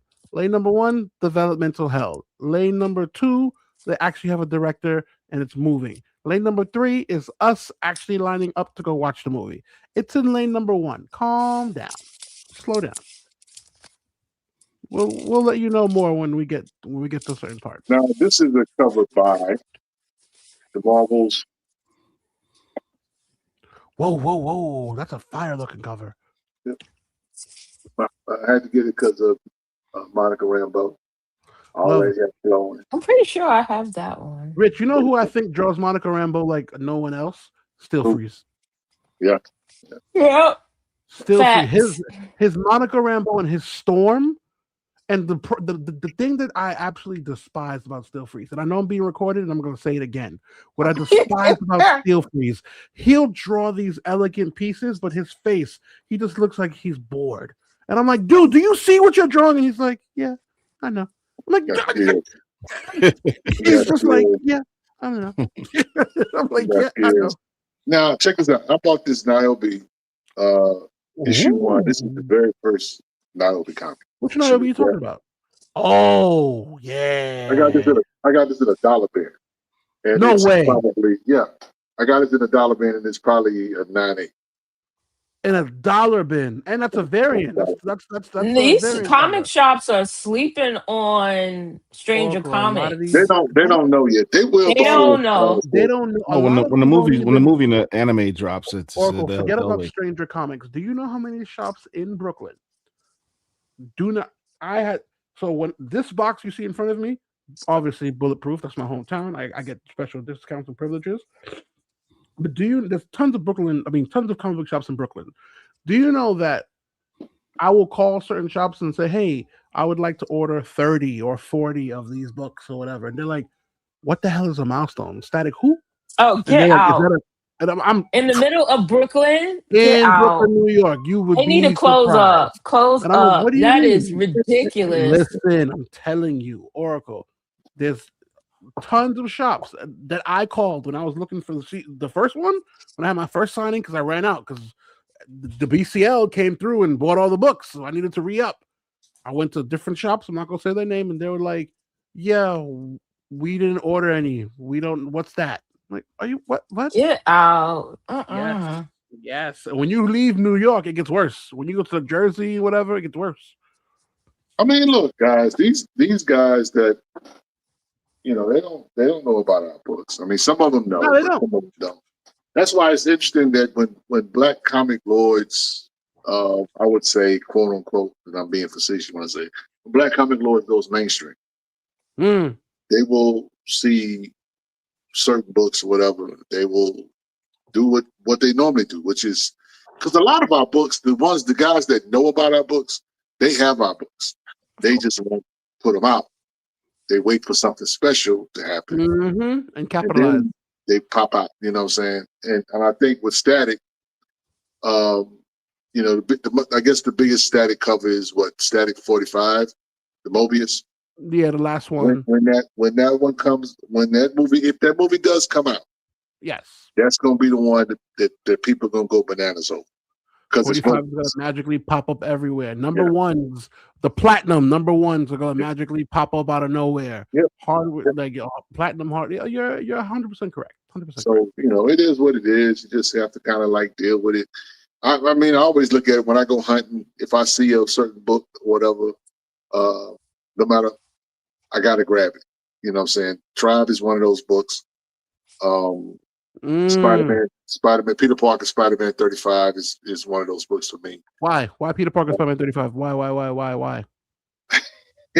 You don't know about you don't know about Peter Parker, Spider-Man. This is my favorite. I don't. I'm not gonna lie. Why is Paul laughing? Paul's cheesing too hard over me. It's actually my favorite Spider-Man story. It's a Spider-Man story without Peter Parker. The book is called Peter Parker, Spider-Man 35, but it's Peter Parker's not in it. And basically, it's a story about.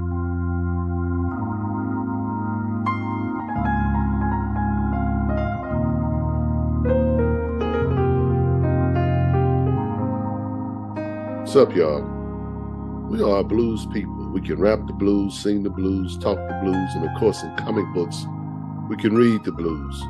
One such tale can be found in Peter Parker, Spider-Man, number 35. This tale is about a little boy living the blues. He finds himself excited about a birthday party and he runs home to tell Mama, but Mama's digging her own blues. He escapes to his sanctuary, his bedroom, and drifts into another world where Spider-Man is real and comes by and talks to him.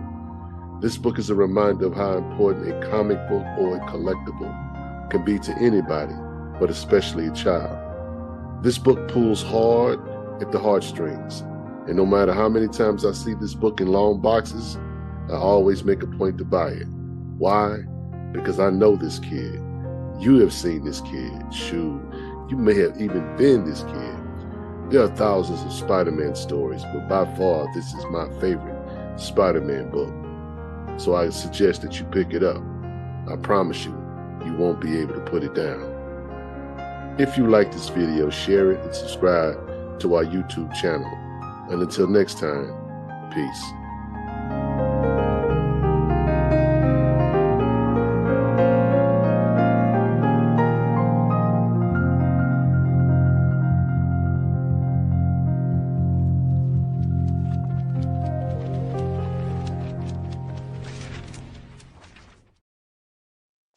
That's crazy.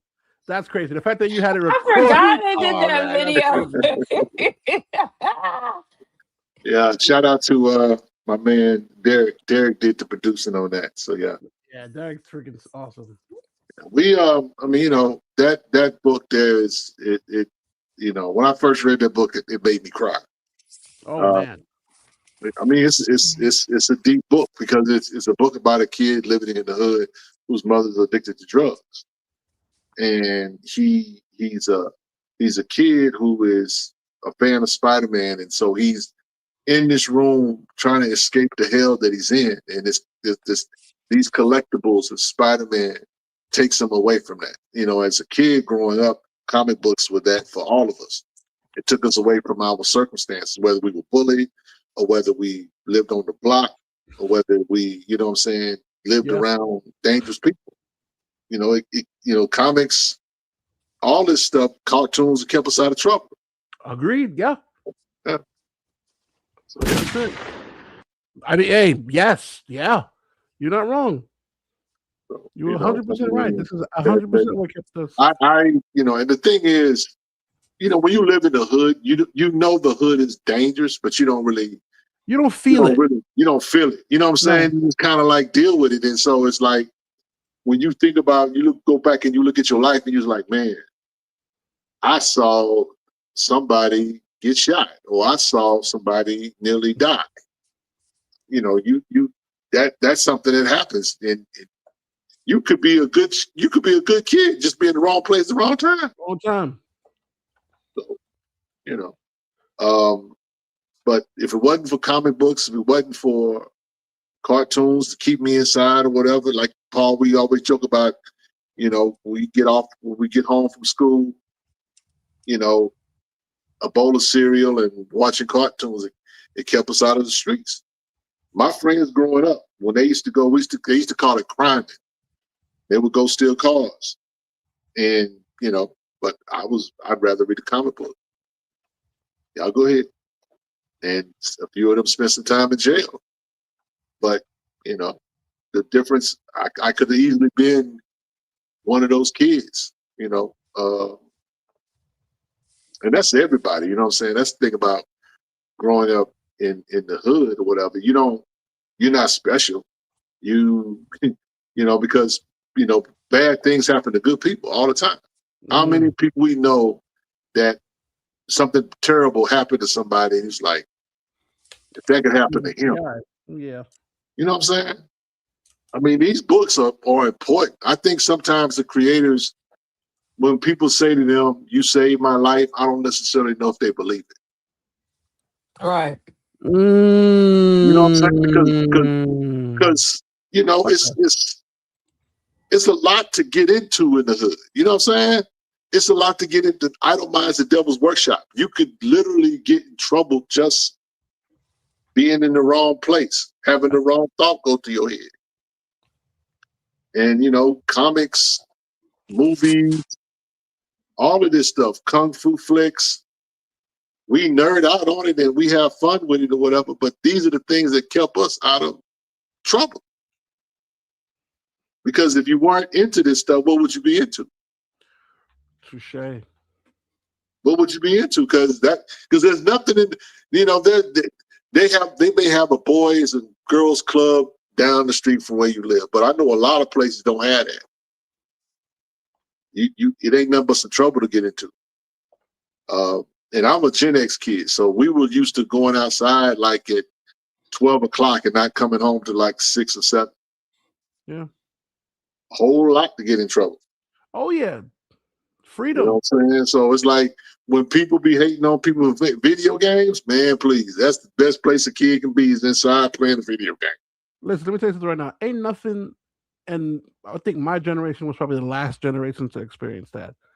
I miss, and I hate to go down memory lane, but it is what it is. I miss waking up, going outside, and there's like 6, 7 bikes in front of someone's yard or in the backyard or the front living room is littered with kids. We sitting there, we all playing something on the Super Nintendo, on the PlayStation, and we all just like, yo, we home. And we just playing on the block, we're chilling. No, we're not even on the block, we just there, right? Or like you said, the video cartoons. The reason even I started with cartoons, I remember for me and my friends in my neighborhood in Brooklyn, you could have been the biggest drug dealer, the biggest shooter. You were home at 3 o'clock or 4. I mean, no, you were home at 4:30 because you had to see the next episode of Dragon Ball Z. You were watching Toonami. You were home like, yo, next time on Dragon Ball Z. Even though it took them a week to tell one page of a story. I'm like, yo, I remember Goku sat. I remember it took. We were dedicated. Oracle. It took Goku a week to turn Super Saiyan 1. Literally Monday. Oh my God, Frieza beat him up. Tuesday to Friday. It was 4 episodes of him screaming, and then next Monday his hair finally turned yellow. But I sat there like this. Oh yeah, snap, he's gonna turn. I mean, that was those as hilarious as that is, man. That was what kept us, out of those streets. It's 100%. And it's funny. My brother has all the original Dragon Ball Z on VHS, all of them. Paul says it. Get the physical. Get the physical. And when he was into that, he was also an X-Men kid. I wasn't the X. My brother was the X-Men comic collector in my family. And then one day, he just happened to say to me, he said, "You have my books." So I'm like, "What? You can have my books?" And we're talking about the regular X-Men, classic X-Men, Excalibur, X-Men, all the X titles. He didn't mess with nothing else as far as Marvel was concerned. But he was a dedicated X-Men fan. So you're literally talking about 2 or 3 long boxes, nothing but X-Men books. And but he was also a Dragon Ball Z guy. Now, I can't have those though. He won't let me have those. So, but yeah, I mean, those are classics, man. But this It's is the why next day. also It's the next Go ahead, day. Oracle. It's the next Time to day. go. Is it time to go? It's the next Listen. freaking Hold on. day. We can't hold on, Oracle. We can't do that. We cannot disrespect the fans. Because it could be the next day. They still here rocking and rolling with us. We cannot disrespect the fans. We cannot do that. No. I don't know. I don't want to I think they would disrespect stop the talking. fans, but I have got I'm to not go. disrespecting. I'm not disrespecting anybody. The Not disrespect is staying up. Okay, people got to go to work. Listen, I don't, but they people. gave us they are giving us our attention. It's only right that not only do we educate them and entertain them, but we give them content. But I will leave it with this. And we need to be measured about the time we spend. I will Okay? leave it with this. It's 3 This hours. is also why LCSs are important, because this is where you build a community. Perfect example. I wouldn't be here probably in this seat. Who knows what God has in store? But I don't know if I would have been in the seat if I didn't go to Bulletproof, which got me to Schaumburg. Because I'm literally, you're the BCO. What are you doing here? Speaking of Schaumburg, we are gonna do the show, man. I'm gonna do it on my own. What I mean, I'm doing it on my own. Obviously, I'm gonna have people and I'm gonna have them, but I wanted one other individual to join the panel. So I already gave the name out. I have John Jennings. I have a few other individual ladies and that were there. I wanted one more because this one more would have been awesome. The one more schedule is insanely hectic. So I'm like, I don't want to postpone this. We're gonna have to have a round 2 anyway, because I know it's gonna be a long-winded conversation. So I already got John and the other 2 panelists to agree to a time. Now it's just me getting ready to formulate it. It'll probably happen before Heroes is June. It'll definitely happen before Heroes. Absolutely happen before Heroes.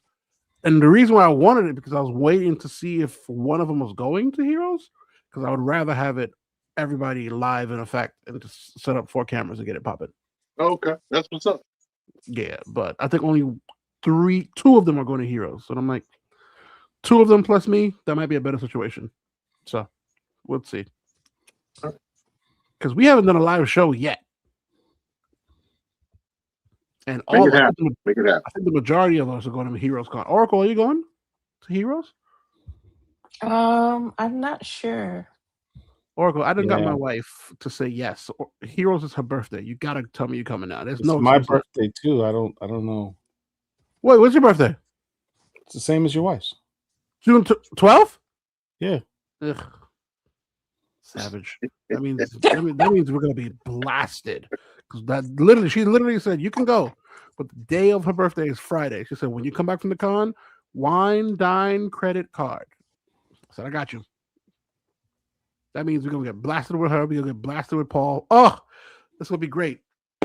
Ladies and gentlemen, that is the BCL show. As the Oracle said, it is time to go. But before we go, we got to end it properly. The one and only CEO, Big Paul, take us home. We talked a lot about a lot of things tonight. The Black Panther celebration, significance of that. We talked about the state of how much creators get paid. How do that business side of things work? We talked about hateration in the community that consists of Black nerds, which always baffles me. About comic books. We're talking comic books. And we talked about comic books. We talked about the stuff that we just pulled. This has been a full show. What? I'd appreciate each and every one of you for rocking with us. Please do us the honor of liking this video, sharing this video. And if you're not subscribed to the channel, please subscribe to the channel. The algorithms are kind of weird right now on the internet, and a lot of our videos are getting buried and not getting nearly as much play as they're supposed to. But from what I understand, likes, comments, shares, these things are still very important to help us grow. And check out our Facebook page. We just hit 100,000 followers. There's a community there. If you haven't followed us there, you should check it out. If you want to talk to some more people, like if you're in a chat and you dig the people, there's comments like that all day on the Facebook page. So until next time, everybody, appreciate you. Black Comic Lords, We got you.